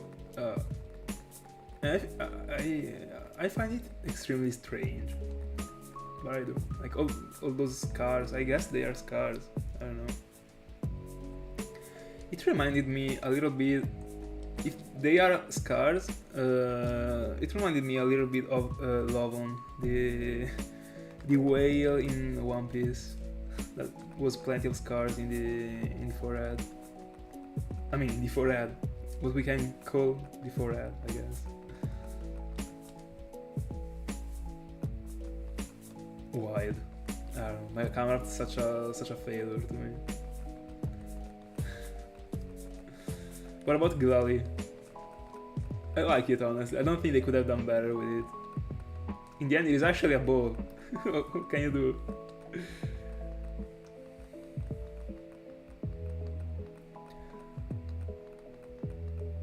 I don't know about the stats, but based on the Pokemon, I love Mega Garchomp.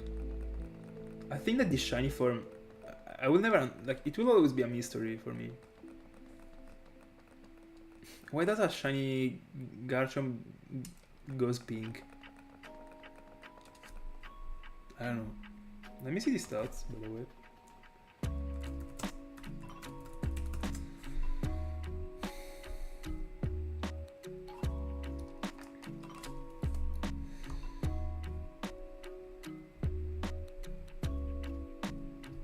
What do we have to go to see the stats of the Mega?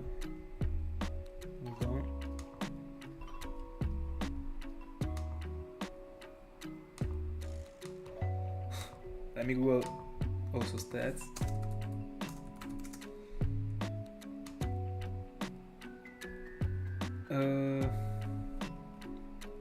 What is it? Alright.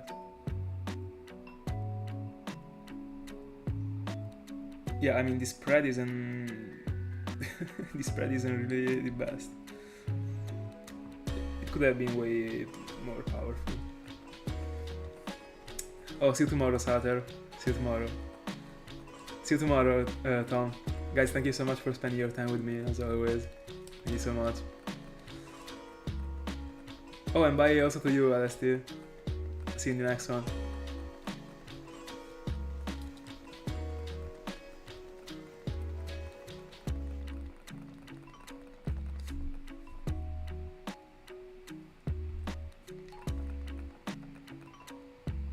Oh, I thought that you were also leaving. Oh, you were just answering to Sadero, guys, I'm sorry. I thought that you were living on Mars. I don't know. Sorry. You can actually misunderstood so much just because of a message. It is wild. I'm being aware of this with the lies, and it is wild. Every time I actually misunderstood something, I mean, it's not that I misunderstood. You can actually read it in different ways. I always think about, I don't know, messages that I've been sending in previous chats, I don't know. I mean, not related to the stream, but in my, I don't know, WhatsApp, on that stuff. And I feel like, but I don't know, I might have understood a lot of things in my, I don't know. The goat, let's go. By the way, 12,021. That's a cool number. And that's not a shiny Tepig.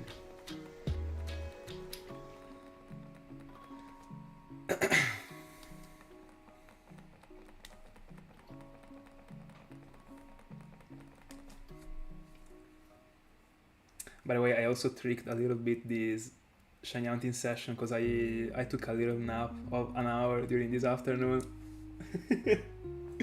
So I got a bit more energies. So I had to do at least 100 more. I'm guilty.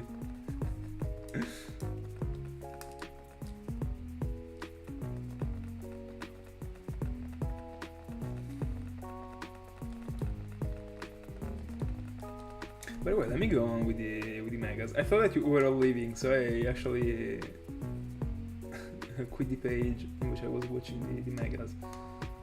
But I still wanna cover them, because guys, what do you think about Mega Mewtwo? Both of them. Because when I was playing Pokemon X and Y, I was in love with the Pokemon Y version of Mewtwo. Now I don't really care. I don't really feel anything for both of them, honestly. I think it is pretty mid-mega. And I don't think I would actually, in general, I wouldn't mega evolve a legendary, honestly. Unless it is a special legendary. I mean, Mewtwo is special, I guess. But no, I don't think I would mega evolve a legendary at all. I don't know.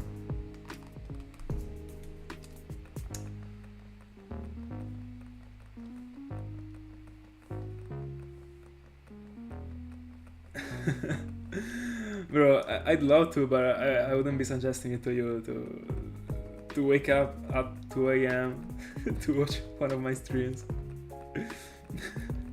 But I mean, if it happens for you to try and stay up the whole night long, I'd love it, you know. Guys, do you prefer the Charizard X or Charizard Y? I guess you already know my answer. I mean, one is a dragon and the other one is not. But I've always been thinking that the Y form was way worse, because I mean, it is way worse. But I started to appreciate it more growing. The only thing that I really don't like about Charizard in Gen 6 is that it is I don't know, it seems so fat. I don't know. I have nothing against fat dragons, but I don't think it really works that good on Charizard.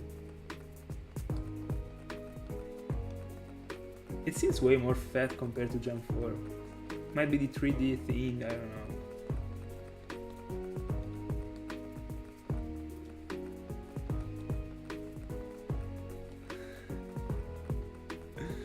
Oh, you prefer... Fair enough.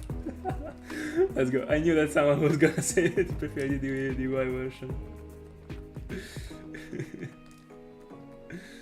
And by the way, I also love not way more, but I prefer the shiny form of the X version. Even if the Y version in the shiny form is a blast. I think that it is also a blast, the X one.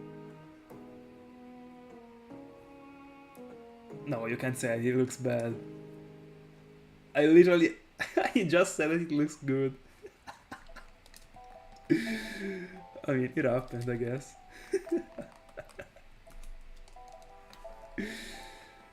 To me, it looks broken. It literally is a Dragonite.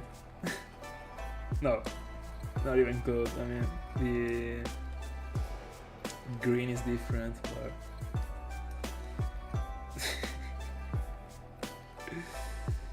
let me see. Oh, Tyranitar. What do you think about Tyranitar? I love Tyranitar, by the way. Mega Tyranitar. Also the regular Tyranitar.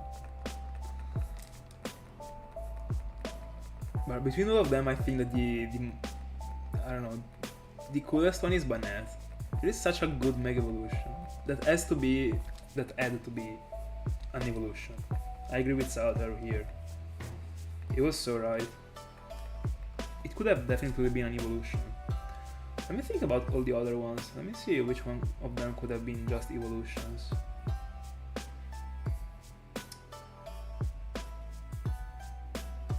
So I actually dislike a lot the Mega Heracross, but I guess that it could have also been an evolution. I don't know.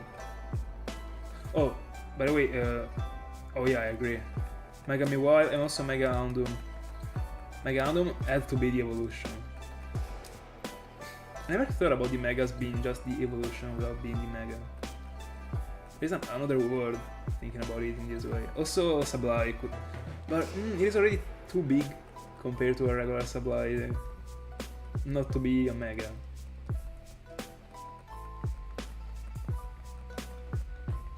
No, it could have been the evolution. And that's it. I don't know, like there were so many Pokemon that could have had the Mega and they didn't give it to them. Like, to me, I mean, this doesn't make sense. I mean, I was going to say that I think they should drop the Mega just to a fully evolved Pokemon, but a base form that doesn't evolve is a fully evolved Pokemon. But to me, they should give a Mega only to a Pokemon that already got 2 phases. I don't know.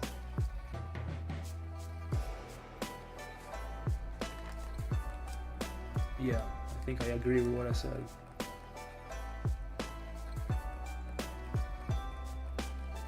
Yeah, I mean, why do you need to do an additional evolution for a Pokemon that could still be evolved? I don't know. Unless it is a particular Pokemon, like a strange one, for example, Kangaskhan. Like, I see it being a Mega because the baby comes out. Like, I don't see the Pokemon, like a regular evolution, becoming like 2 Pokemons. That had to be a Mega. That would be an exception. And it would be okay.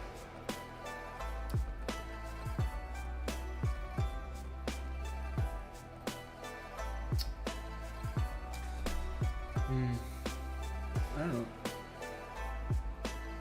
What do you think about Mega Steelix?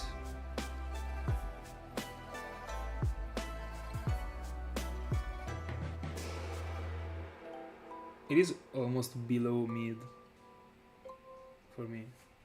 Definitely a Pokemon that didn't need the Mega. Like, why waste a Mega on it? Let's go! Congrats on the first K. Good luck.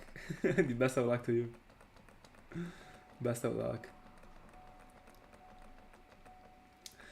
Let's hope for you to be luckier than Sater with the with the roamer actually. Sater went to 10Ks, single hunting for Larias in Earth Gold and didn't find it. I never understood if I like or not shiny, no, not shiny, Mega Metagross. I mean, there is no way I say I dislike it, because it is another thing, something that I would dislike. But I don't know if it is the best thing it could have been. I'm taking a look to it a bit closer right now. Probably the only thing that I don't know. I don't really get that sort of thing that it got. I don't know how to call it. Let me get a translation.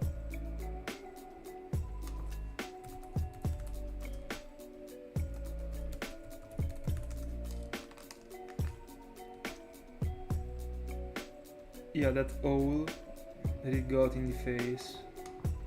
In the... I don't know. But I like Metagross. I will always like it. Definitely a Pokemon that I don't know. I mean, it deserves it, but I don't know if it really needed it. It was already extremely powerful.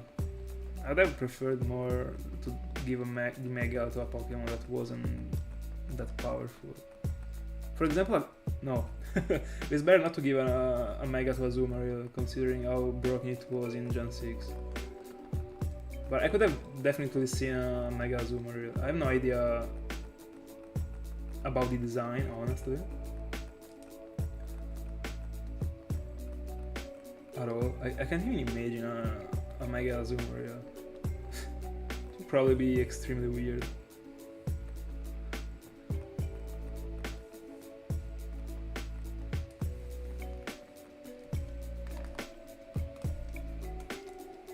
But Pokemons that I wouldn't have given a Mega to are for sure the legendaries. Odino, like why? Why? Steelix, such a waste Mega Evolution. Also Camerupt, leaving the fact that it doesn't look good to me. In general, like why giving a Mega to Camerupt?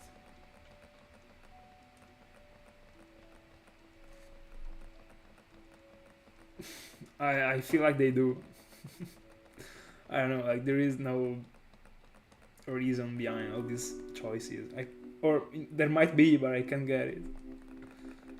And this is not the first time I've been thinking about it. I see Beetle and Pidgeot having the Mega, like it is fair. Pterodactyl and yeah, it is okay.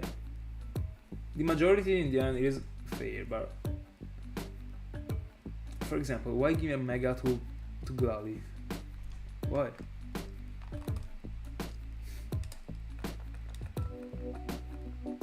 Yeah, I like Torkoal a lot.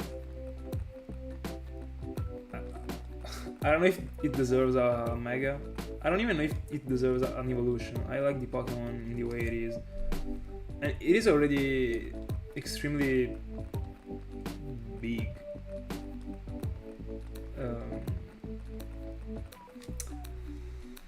Hold on.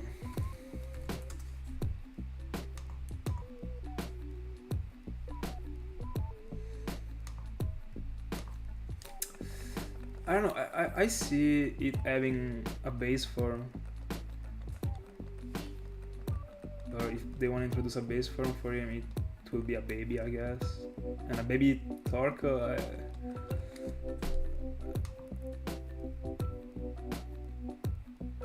I don't know, like a little turtle. It could work actually.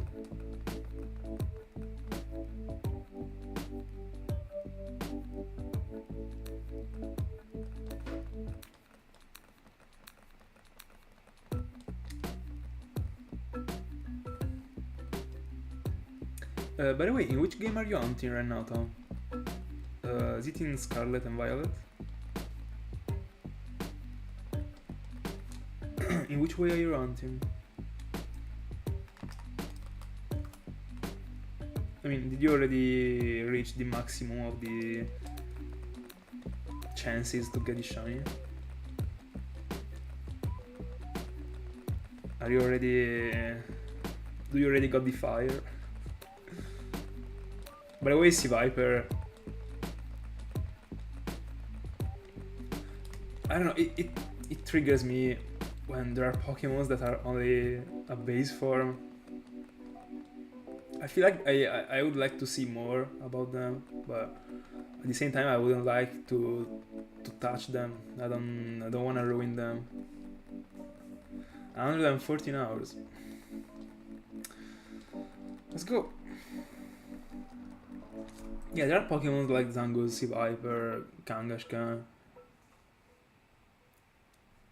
They are just good in the way they are. Even if I feel like they aren't missing nothing when you look at them, but they actually are, because they are only base forms.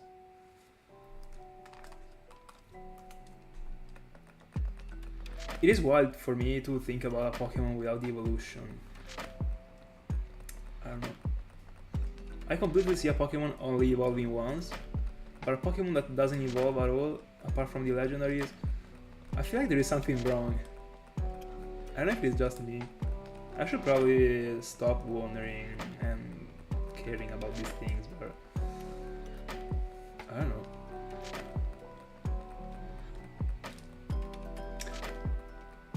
A Pokemon that has a fate to always be the same.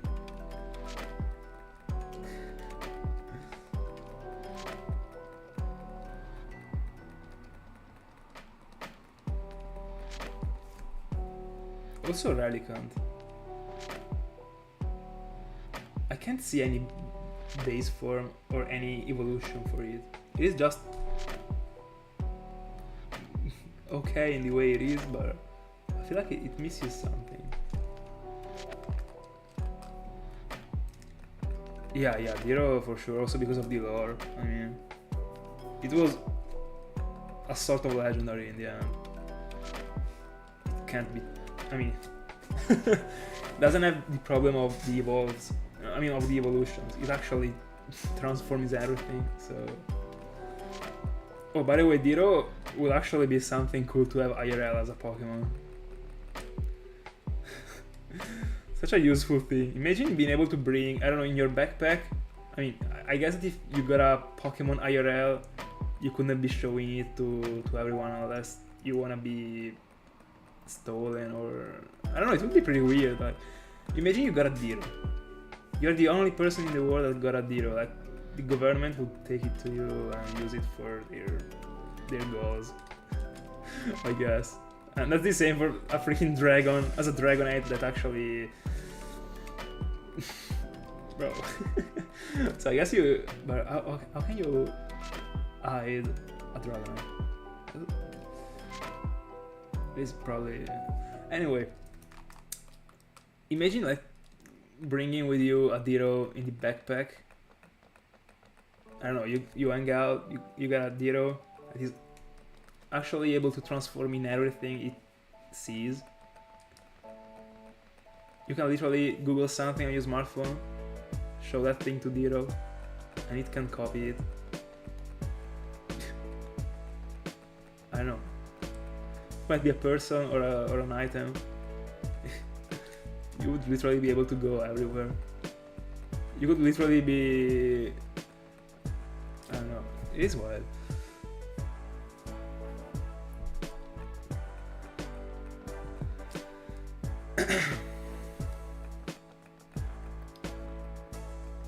Oh, did they announce the fact that it is never gonna have any variant or anything, or you're just supposing it?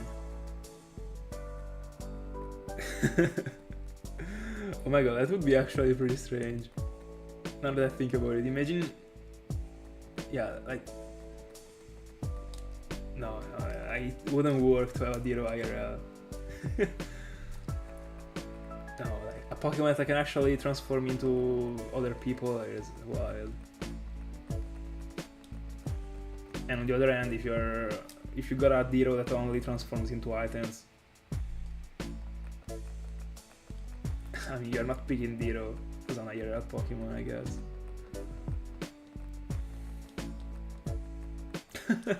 Just as Porygon. Fair enough.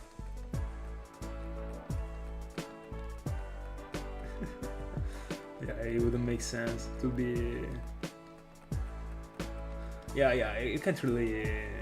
There is no way they are evolving Diro.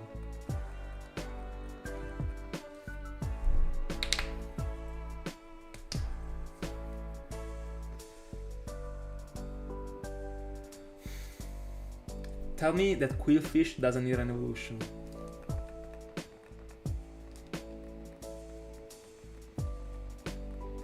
Just a bigger Quillfish. I mean, it would work, everyone would be fine with it. But it also had something, like the allure that it got by being a base form, like such a little fish, I don't know.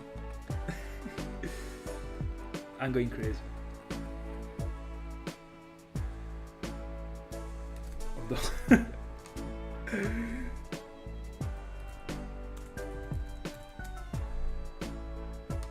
I might have also seen it, but I thought it was a variant.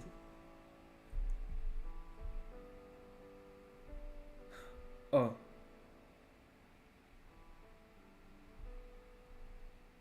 So only the Uzwim form evolves.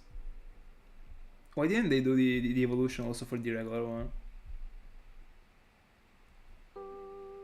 Anyway, I think I already saw the evolution somewhere, but I completely forgot about it.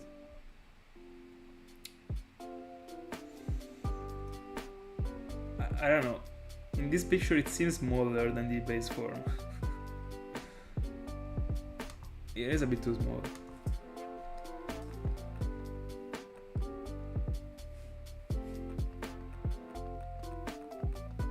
But why didn't they evolve also the regular one?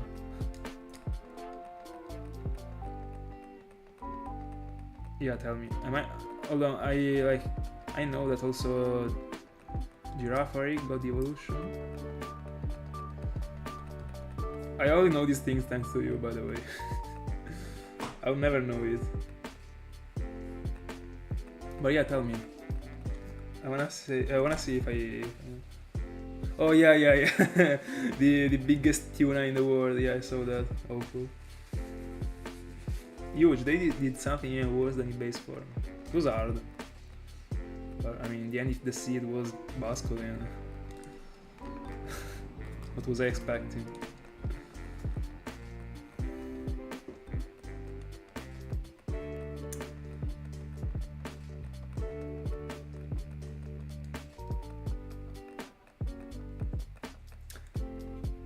By the way, I kinda have a sort of take. I think that the fishes are the easiest Pokemons that are able to be very bad looking. Just because of the fact that they are fishes, they have to do something, like somehow they are pretty similar, not all of them, but I guess that in general they are similar to each other, and they gotta do something very strange to make them be different from all the other water types. Yeah, and I love Furry Giraffe. Whenever I will find a shiny Girafarig, I will nickname it Furry Giraffe.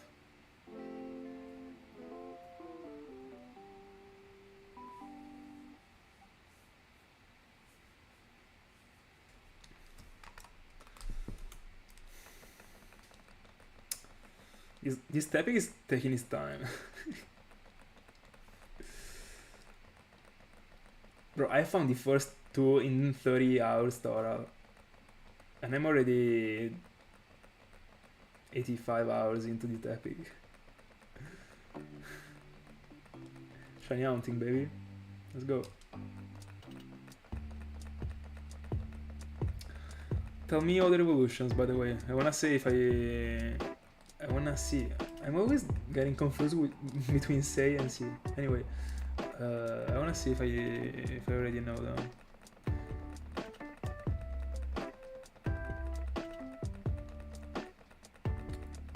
Let me see if I remember others.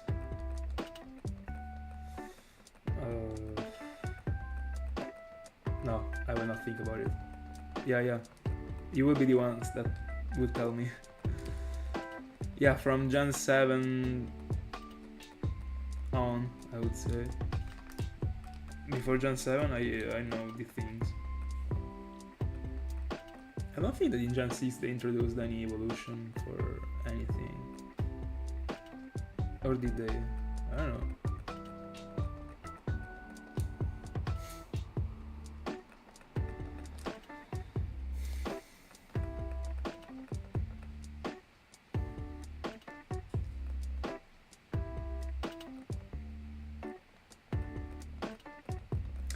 Let me see them, because I might have seen them. Let me see.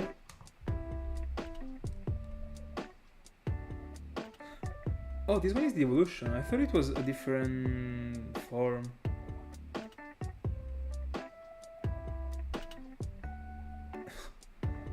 By the way, I'm taking a closer look to it. It is pretty cool primate. Let me see Bishop.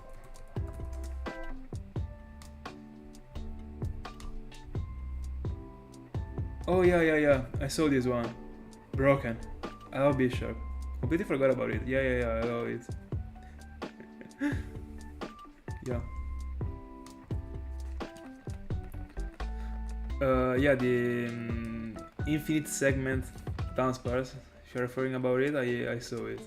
I mean, nothing incredible. I've never really been a fan of dance bars, honestly. I never really got why people are so obsessed with it. Hold on, let me Google it, I might be missing it. Isn't it the one with the... Oh yeah, the longer... Yeah. I don't know, as I said, I am not really a fan. Yeah, the name, the name works, for sure.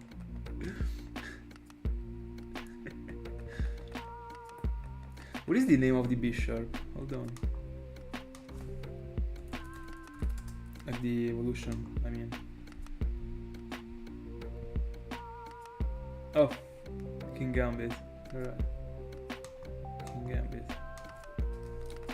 I like the Pokemon a lot, by the way.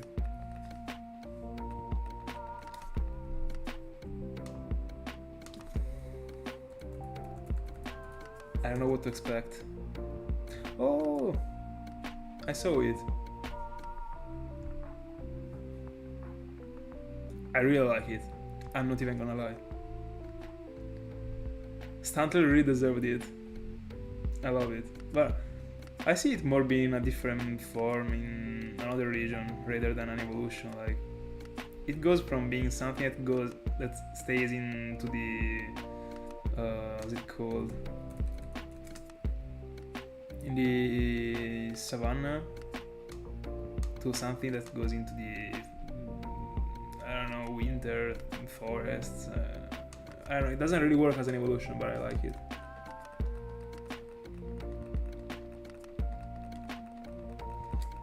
Clodsire.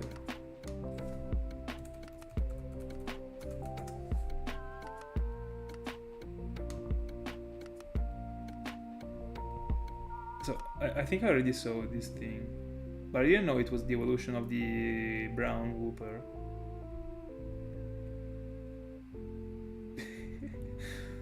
I don't know. It makes me laugh. Can't really. Let me see.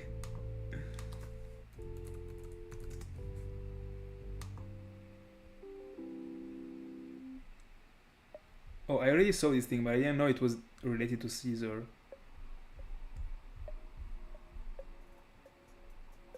Oh, it is the Scyther's evolution. I mean, it is kinda easy to. Easy. It's kinda similar to Scyther in the end. I mean, not similar, but you got my point. I didn't think this thing was related to Scyther, by the way. But what is this? I mean, what is it holding in the end?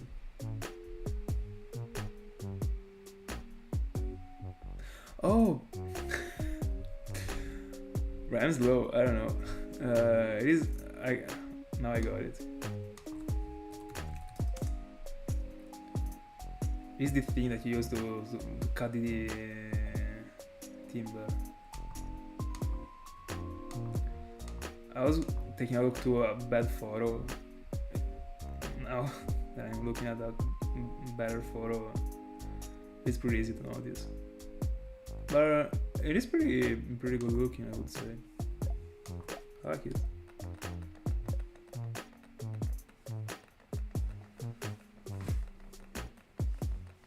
Yeah, I mean, if it is not related to Caesar, I wouldn't have understood that it was related to Scyther. I mean, I didn't the first time I saw it. I mean, I wasn't really paying attention to try and guess if it was something related. I just saw the Pokemon and I said, oh, I like it, that's it. Yeah, hold on, I think I saw both of them. There is the one with the... Hold on, let me get the correct name. By the way, I saw both of them. Hold on.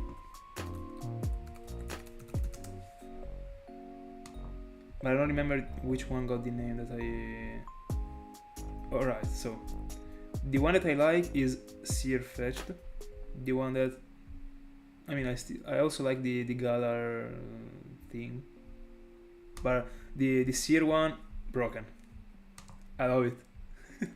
When I saw it, I was... so good. Farfetch is a Pokemon that deserves something, for sure. By the way, at the same time, I like the concept of giving to the Pokemons a different form when it comes to a specific region. And at the same time, I don't. I don't know, it's pretty controversial. I like for the Pokemon to have only... that Pokemon to be only that Pokemon. But at the same time, the concept really works. I don't know. Bye LST, thank you so much. Thank you so much for coming on stream. See you in the next one. Probably tomorrow. I think that tomorrow will also be going a bit later, so after midnight. So hopefully, see ya.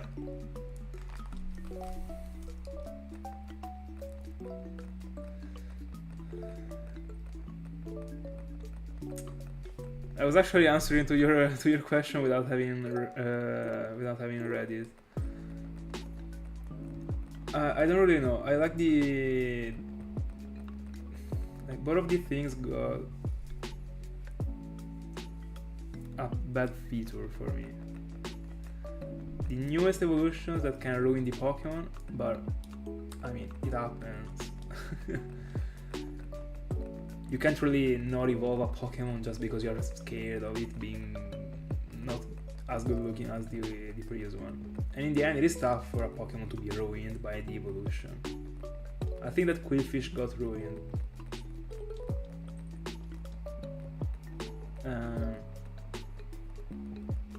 There are probably other old Pokemons, but I already know. I mean, I know them as a fully evolved line, so I am not thinking about it, but there are actually first stages that got ruined.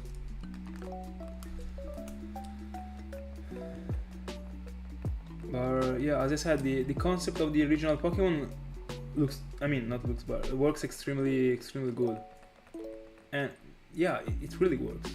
Something that they had to add, and because of the fact that they could, to go on with the Pokemon games, etc., they had to do that. There is no way they weren't doing that. But at the same time, I like for the Pokemon to be unique, so that form and that's it. But I think I'm aware of the fact that it is not the correct thing.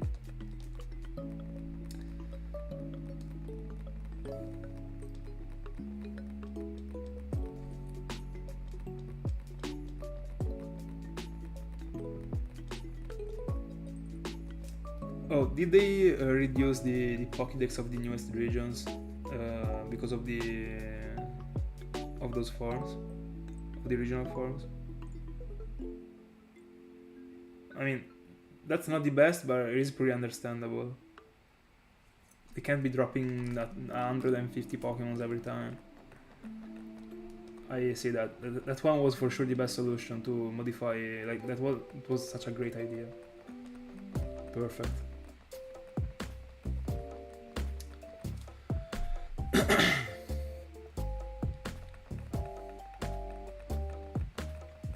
So yeah, I would say that I like the regions things.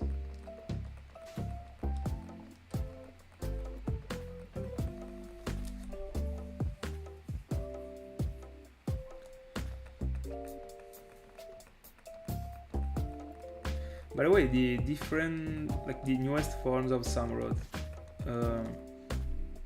is it only related to the fact that they decided to pick Oshawott, Rowlet, and I don't know which one was the fire type?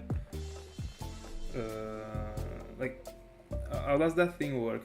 Was that Samurott variant the second stage of the line, or is it just the like an alternative form?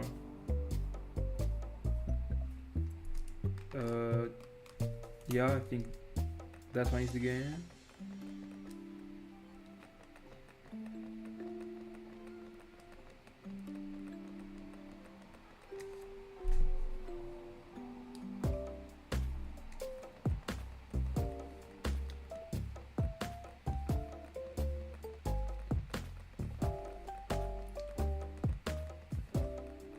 I mean, does the like how does the Oshawott line, for example, Oshawott work?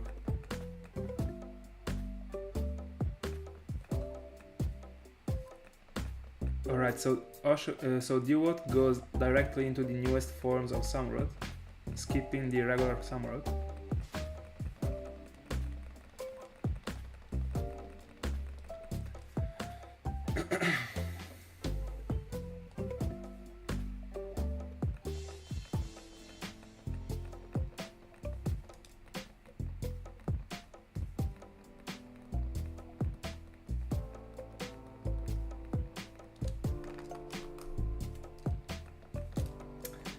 $99, by the way.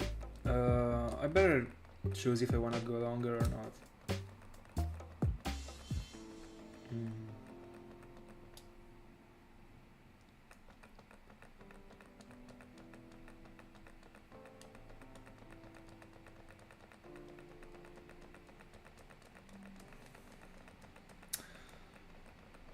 No, I think I might stop for tonight.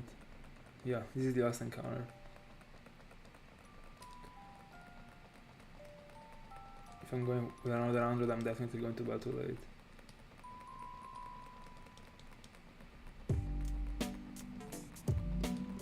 Alright. I don't really get why they didn't change also the... Like, why didn't they change also the regular, like the base forms? Why changing only the last one?